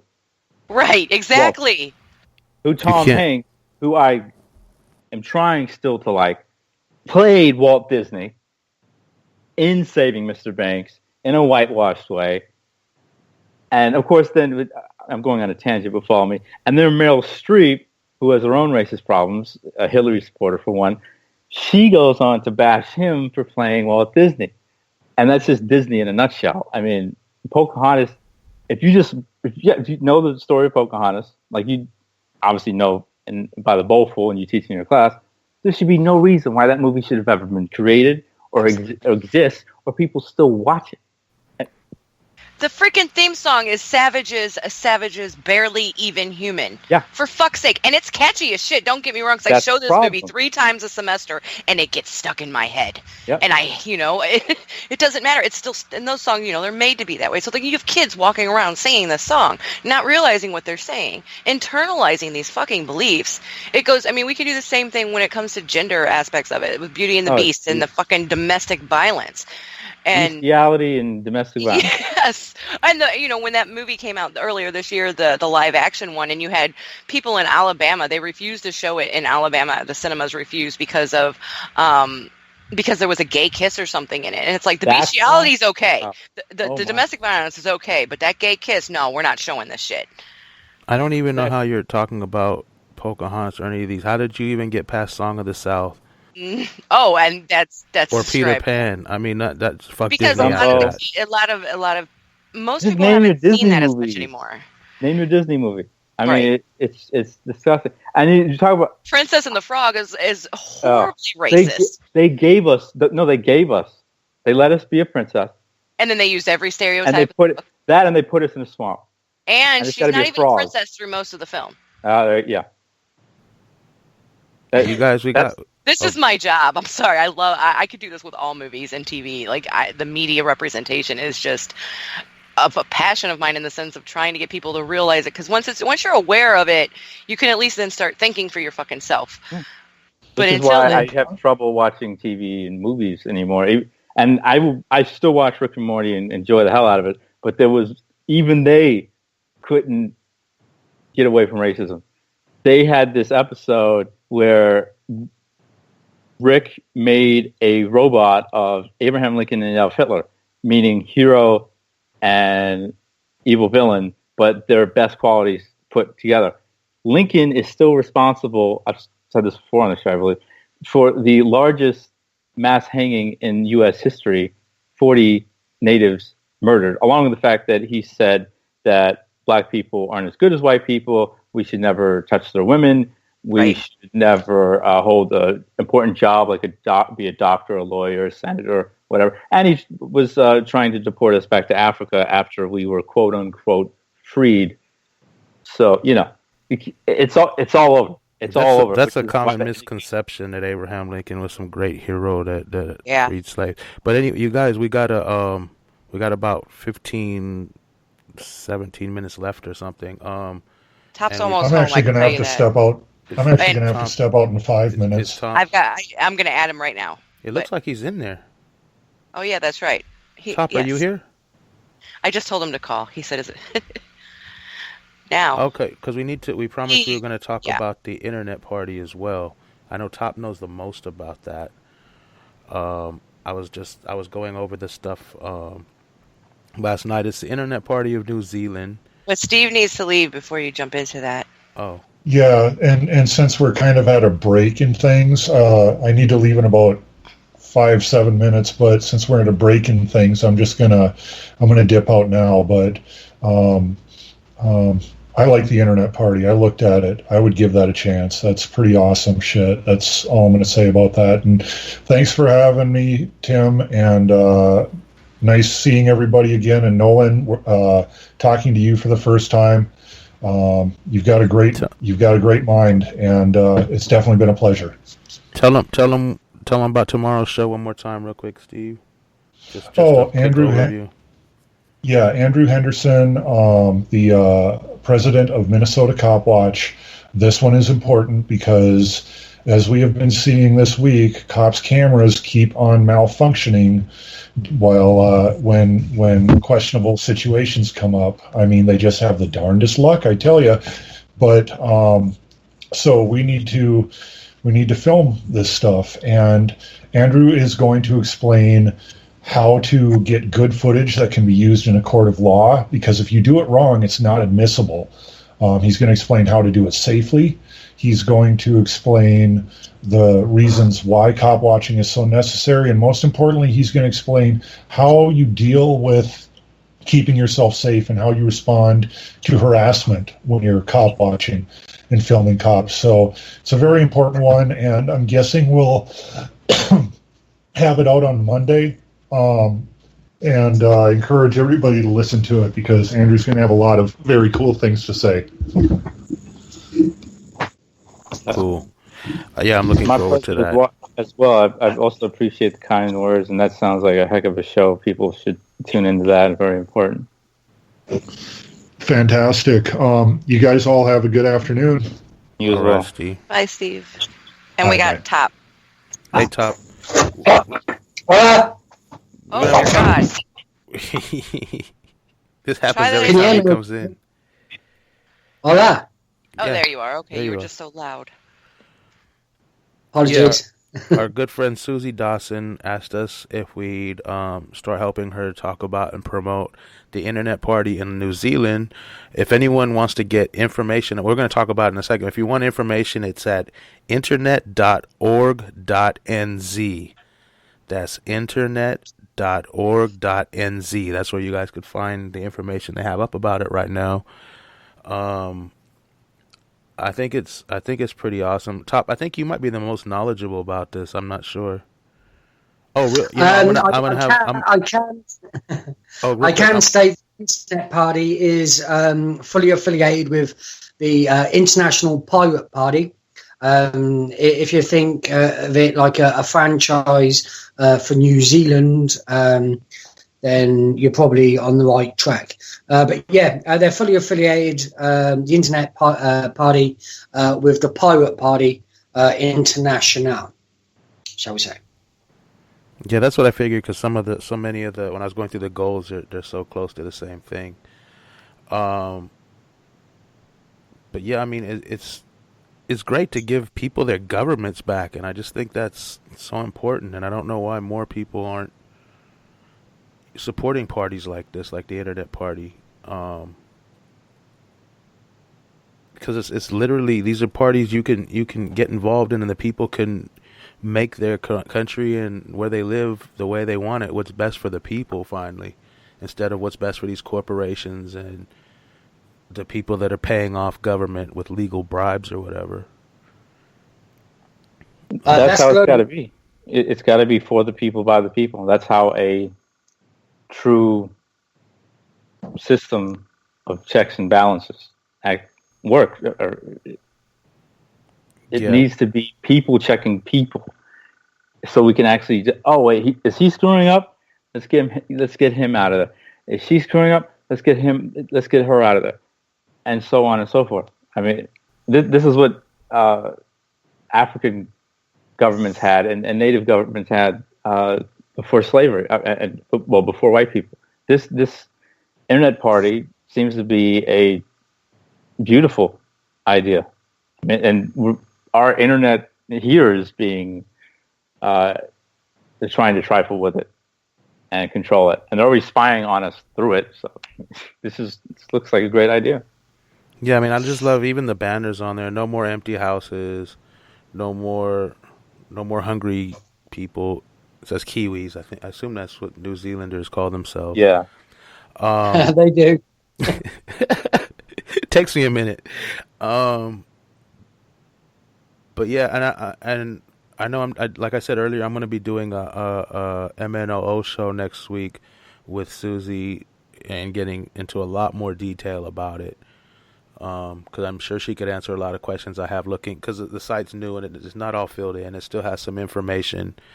And much like the Pirate Party, like if some of you have heard my interview with Joel Klein, a Pirate Party member from the United States Pirate Party, who, when asked a lot of questions, he didn't have exact answers because he said it's up to the people. I mean, how can I tell you what the people are going to want? So I think, like we just talked about, Noah, I think these are so important. Pirate parties, internet parties, whatever you choose to call them. It's so important to find a way to get people to get behind these parties, try to get, at least locally, get them elected, and then, move up and move around from country to country, because as far as, especially in the United States, this is the only party that if it could get into office would have our best interest at hand, I believe. It's not the Democrats, it's not the Republicans, it's not the Greens or Libertarians. We need something better than all those, because they've all failed us. Well, and I'm reading their mission statement under education. We're just talking about this. Review national standards with a view to eliminating them or modifying them to better reflect individuality and feedback-based learning. And I'm with you, Tim. I mean, until the system actually collapses, we need politicians and a party like this, not what we have, not the things that we have right now. And the smaller parties, like the one Monica Moorhead, who ran for president, wonderful black woman, she didn't have a chance. They're too small. Something like this, build it up, and hopefully somehow have it challenge the two major parties. Obviously, easier said than done, but this looks great in theory. Yeah, and I'd like to just identify one glaring issue is that automation is going to be taking many of our jobs, whether it's through law, whether it's through administration, whether it's through engineering. Artificial intelligence is a real thing. Gal, you can confirm this, that CCTV in the United Kingdom is now going to be run through artificial intelligence and facial recognition. That was actually identified on BBC last night. Closed circuit television to identify criminals is now going to be running on artificial intelligence in the United Kingdom. Yeah, we talked about that a couple of weeks ago, that this automation is going to be taking a lot of jobs, and you said then it's going to be taking about a lot more jobs than just service industry because it could take away jobs where people need to think and plan things. And I think the Pirate Party's answer to that, as well as this, might be the universal income thing, but I'm not sure. But that's the thing. We're going to be discussing this on Sunday, so you guys are more than welcome to join us and have a listen to the show. We got a guy joining us from Pirate Party Sweden. His name is Christian Engström. He's wrote a white paper on a finance proposal for basic income. So within the Pirate Party, which we just mentioned a short while ago, we've got some of the instrumental guys that are formulating policy on universal income within the Pirate Party. Now, if you're looking at politics for the next 5 to 10 years, where's your policies going to be? Is it bringing back coal? No, I don't think so. I think Donald Trump's politics are outdated. They're populist. Even the coal miners in America don't want to go and fucking work back in a coal mine, do they? But the politics of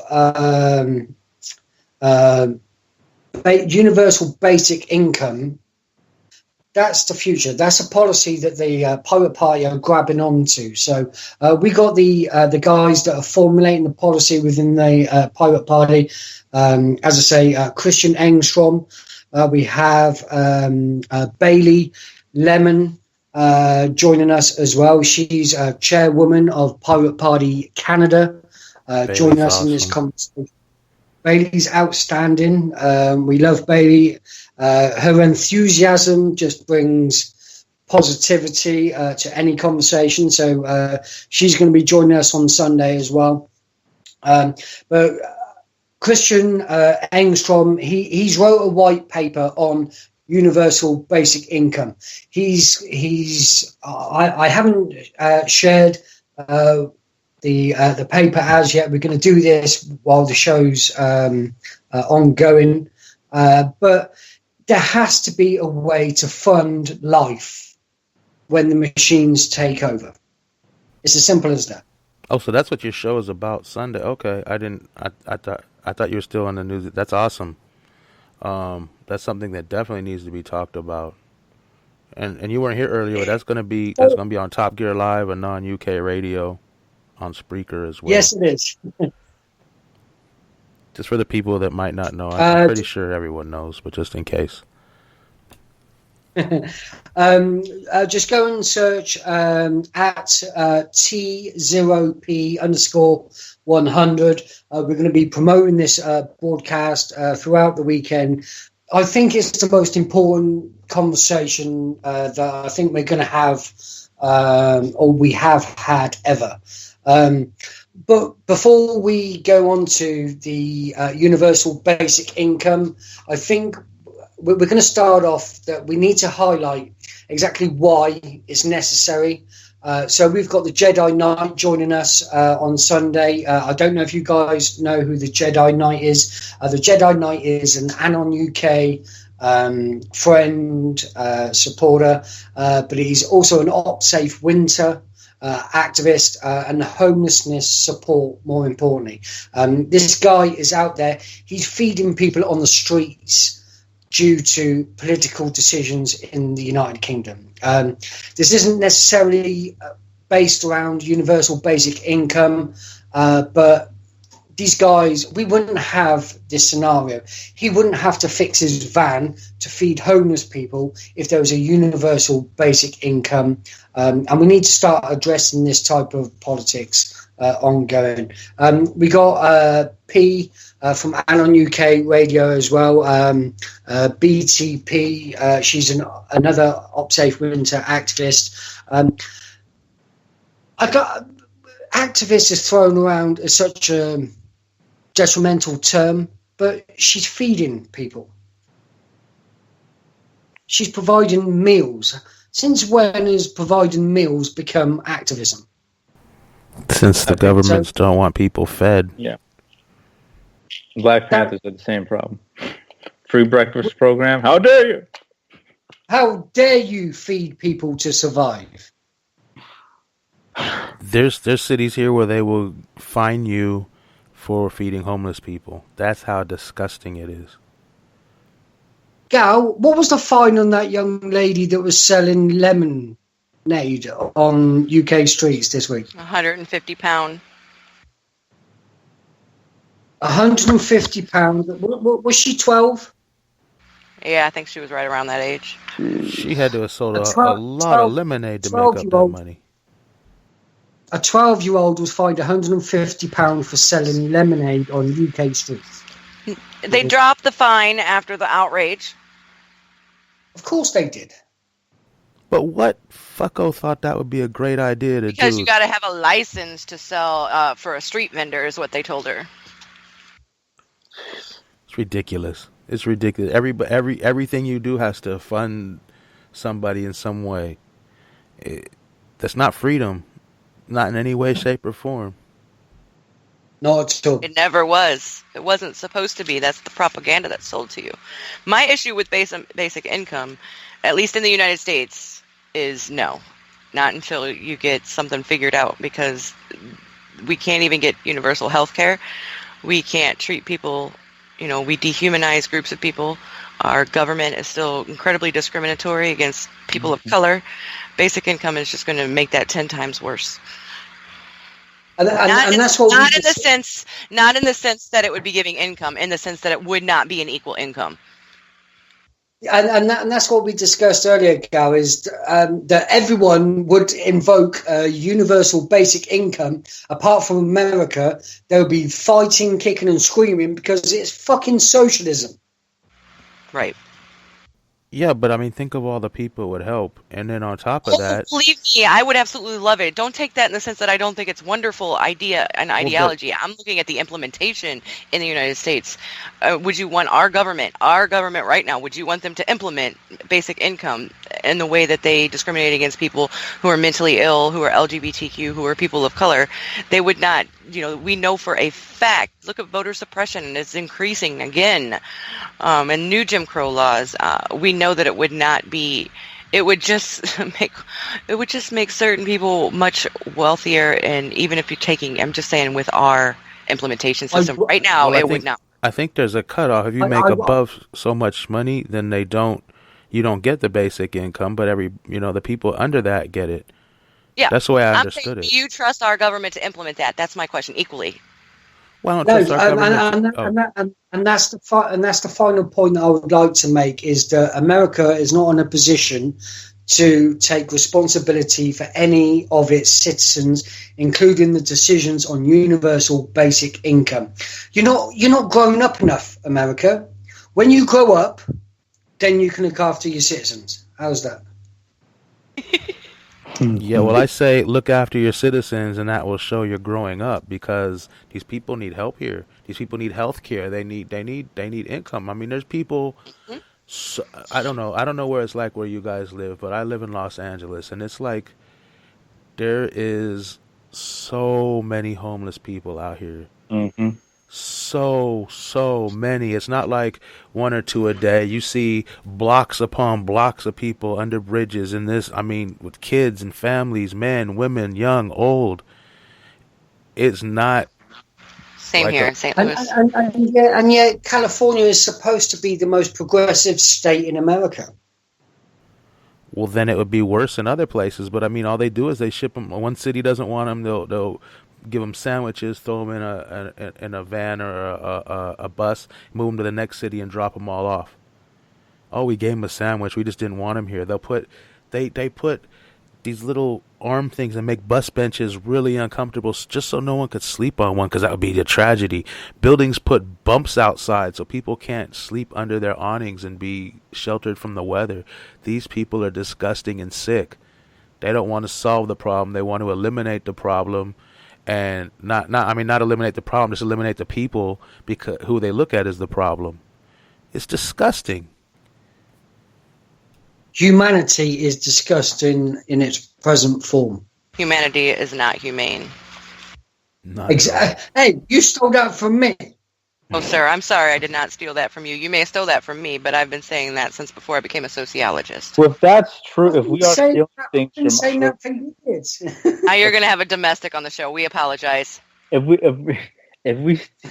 we do steal things from other activists and intellectuals, can we start some kind of like GoFundMe for that? That way, some of us can get some cash that way. Because I'm still waiting for all my pay from Soros. What are you talking about? Oh man. If you want to make money, just steal top slogans, put them on T-shirts, and sell them. You'll be okay.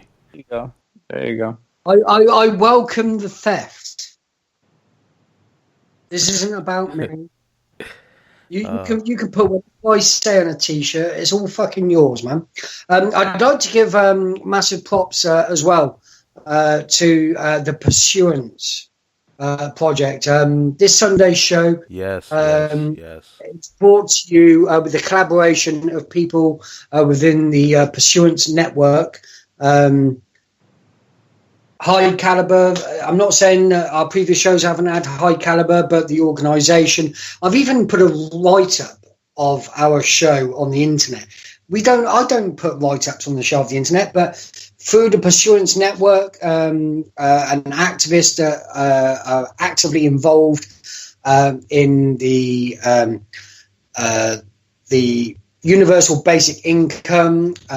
Lots of people involved. It kind of escalated. To be fair, we put the show together within 2 hours of it being proposed within the Pursuance network. Now, that's pretty radical. If we can put an entire show together on one basic principle of universal basic income, imagine what we can do with other principles and other ideas and other suggestions moving forward. Top Gear Live is open to all aspects of activism. If you want to join us, have a proposal, let us know. Submit your... is it accepted? This isn't your show, dude. This isn't that show. You know, I came in... Last week, I came in about just a little bit before halfway through the show. It was really an awesome show. Yeah, I like that's why you're on this show, because that you guys are an inspiration to the rest of the people who try to do radio. Anon UK is like the father or something. And Glenn's Canadian Glenn's The View Up Here, I feel the same way about. You guys are just awesome. We're like the incidental uncle. What we get there. I don't know. That probably come out wrong. Incidental uncle normally means that didn't sound good at all. Actually, on our end. The incidental uncle is the guy that gropes and everyone wants to exactly. I don't.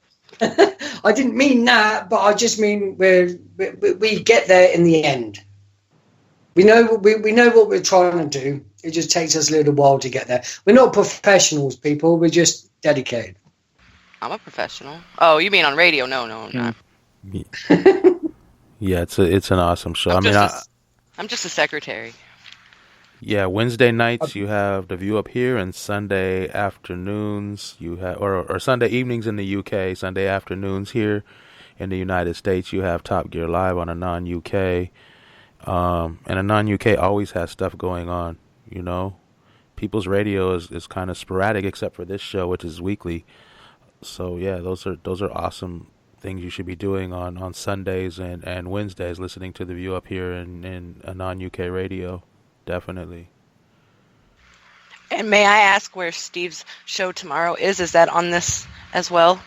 It's on People's Radio United under the iFoughtTheLaw.info show. Yeah. And what time is that? Do you know? I'll look it up. It's not going to be live. We're going to do it pre-recorded, and then. Thank you. It'll be out sometime between tomorrow and Monday, depending on when Steve says he wants it released. It's his show. I just kind of the person who sits there and listens. Hey, that's how I am on Top Gear Live. Yeah. See, I'm the gal. I'm the gal of I Fought the Law. What did you say, Top? I said I'd just like to relay that I love Steve.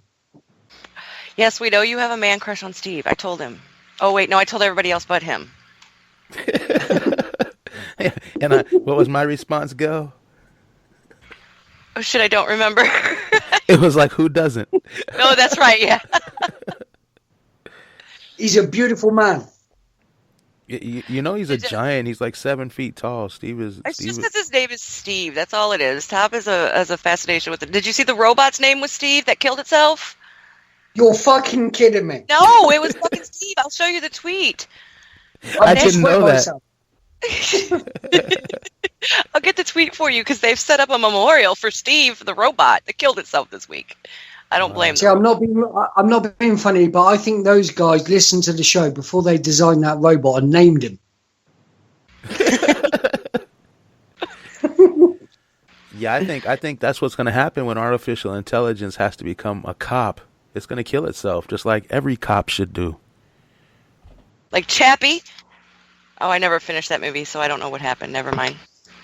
That was a terrible film. You don't know. You didn't finish it. That was Hugh Jackman, correct? Mm-hmm. Okay. You answered my statement. You don't have no. We aren't just because you didn't finish it doesn't mean it was a terrible film. You haven't finished V for Vendetta, and it's a great film. I called you out. Does V have any colored people in it? No. Well, there you go. Yeah. I guess they killed us all off. Hey, no, you and I could do this all day. This is what I do. V is black, you guys. Wait on that beautiful point. V is black, and you can't prove he's not because he has the mask and gloves. Okay, there you go. There you go. I'll go with that. All right, we'll take it. Definitely go with that. It's a little known fact that Samuel Jackson played V. There you go. We'll take it. We'll take anything we can get. Get a huge internet rumor in a year from now. We're gonna. What have I started? O.J. Simpson played V from Behind the Cell. No, Fox News is going to grab a hold of us O.J. now. was the original. O.J. was a serious candidate to be the Terminator. Yes. Mm-hmm. Thank God that didn't happen. Don't even. Conservative Twitter lost their fucking minds yesterday. White Twitter lost their fucking minds yesterday. Not just conservative either. I should take that back. Oh my goodness. And I saw, of course, you have wonderful people on Twitter who go through people's histories and find how they celebrated George Zimmerman getting out, yet have this big, huge issue with OJ getting parole for stealing his own stuff? Right. He wasn't convicted of murder. I'm not saying he did or didn't do it. Doesn't fucking matter because in a court of law, he wasn't convicted. It was like the first time a black man got away with such a high-profile murder, and that's the whole point that this comes down to. Not that anybody should get away with murder, by the way. It's not a popular opinion, but I don't believe he did it either. Knowing what I know about these police and these drug dealers and stuff around here, I don't believe he did that one. But trying to punish a man for a crime that he was acquitted of instead of the crime that he's actually in jail for, that's my problem. I don't care who it is. You can't. Okay, let's put it this way: if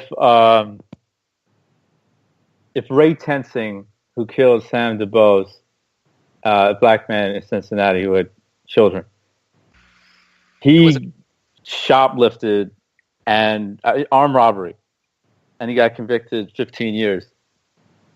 Would you hope that he didn't get paroled? Oh, I see your point. I'm not arguing it. Believe me.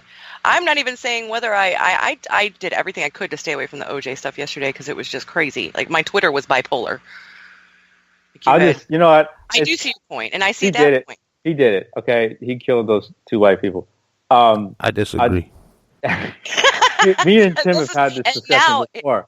This is how it is in the United States. Anytime you bring up OJ, you have it is like that is the one subject that, and it's not. I know everybody thinks it has to do with race, but it doesn't, because you're still going to have it on all sides. It's amazing. Well, it does and it doesn't, because it's the black community. We've had a problem with OJ since he started claiming he wasn't black. I'm not. It has nothing to do with OJ and his selling out black people or anything. What I'm saying is, I'm saying this because I believe that drug dealers pay off the police, and these people owed money to drug dealers, and there's a bunch of other evidence out there. Why I don't believe that he did it, and it has nothing to do with OJ being a crappy person. It has to do with I just think he's innocent of that murder. I'm just gonna name drop here. Dr. Huxtable. Yeah.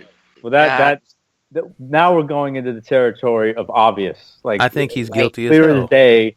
When it's nighttime, it gets colder. In the morning, you see the sunshine. It's just that one we don't even need to argue about. Exactly. But I see what I did there? Yeah, I do, Dr. Huxtable. I could see how someone could, like Tim, say, you know what, the cops, especially in LA, so racist, so biased, they make up stuff all the time. I mean, Mark Foreman, the whole thing. But for I try to be very scientific and logical of how I go about things, and too much stuff adds up. And the fact he was beating her. Yes. And jealousy, to see how pathetic men are, jealous rage, he sees him with her, but it has, was ESPN did it. Was it Race in America, the OJ trial, the story, something about America, and you can't get away from the race issue with OJ for more than a minute because he is black. He went to a very predominantly, and still is, white university. And he never stood up for his own people. And he even said, no, I don't have to do this. There's no law that says I have to, stand up and be an activist like Kareem Abdul-Jabbar, Jim Brown, etc. And then, the Hertz commercials, the movies, Capricorn One, Naked Gun, becomes an even bigger celebrity, was an amazing football player, one of the best ever. And now 94 happens, and it just from there, it just took off. I mean, that was one of the most incredible soap operas of reality in the history of this country. The problem is race had a lot to do with it because you had two white people that allegedly was killed by a black man. And he got off. And it's like, okay, when we're murdered, most of the time, whether it's a cop or not, George Zimmerman, Ray Tensing, they get off. So this one time, we kill a white person, and the numbers are skewed. Like, white people kill us much more than we kill white people. There's an obvious reason for that. But the one time this happens, you're just going to lose your mind and just say all these ridiculous things and this, that, and the other. And yet when it happens the next day, the next week, to us, the next month, we have to shut up about it. And we have to comply with the police. Or we can't wear a hoodie and look dangerous as a teenage boy, Trayvon Martin. So, I mean, but see, that whole chain that I just made about OJ, it's almost impossible to take. I think it is impossible to take race out of the OJ conversation. Absolutely. Yeah. An American Crime Story did a whole season on. It's like the American Horror Story, but they switched it, and the first season was on OJ. And I think that was probably one of the better ones that showed all the intricacies within it, how it affected race in America as well. And it's funny when I watched the FX docudrama of it. That's what I'm talking about. Oh yeah, that I was in my mind. He did it. In my mind, I know he did it. He killed those people. That's just my mind. That's me. But as I'm watching this, and the way they portray the reality of black people in Los Angeles with the police, I'm like, come on, get come on, Johnny, get the brother off. Get the brother off, Johnny. Come on, Johnny. Johnny, get your hero out of the room, Johnny. You know, but that's the whole thing. I mean, you can't separate the two. And I caught myself doing that, watching, you know, a true to life story, but a movie, a miniseries, and then of course after that with the whole, you know, years later with the memorabilia, he had to give those things up because he couldn't pay the $26-30 million, however much it was. So he did break the law the second time, and he got convicted for it. But it's just amazing what white people get angry about and what they don't get angry about. I mean, the Minnesota police chief says Australian woman shot and killed by police, quote unquote, didn't have to die, or didn't have to die, unquote. But apparently we deserve to die when they kill us. So Philando deserved to die, but this Australian woman did not. That's what the Minnesota Police Department, that's their stance on the lives of its citizens. That is... You broke up a little bit. You still there? I'm still here. What, was I breaking up? Yeah, you broke up toward the end. Okay, let me just quickly finish that. Minnesota police chief says Australian woman shot and killed by police, quote, didn't have to die, unquote. So apparently we deserve to die when they kill us. That is the stance taken by the Minnesota Police Department. Philando deserved to die, but this Australian woman who sadly was killed did not. That's true. Yep. Well, on that note, we're running out of time. I guess we're going to kind of end it. Does anyone else have anything they want to throw in at the end before we go? No, but I think next week we should talk about civil forfeiture.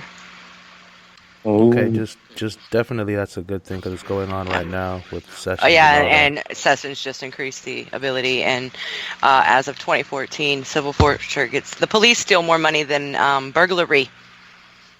Yeah, definitely. Gail, remind me when I send the list of topics out to add that if I happen to forget. Okay. I will. Cool. Thanks for listening, everybody, and we're gonna end the show right now.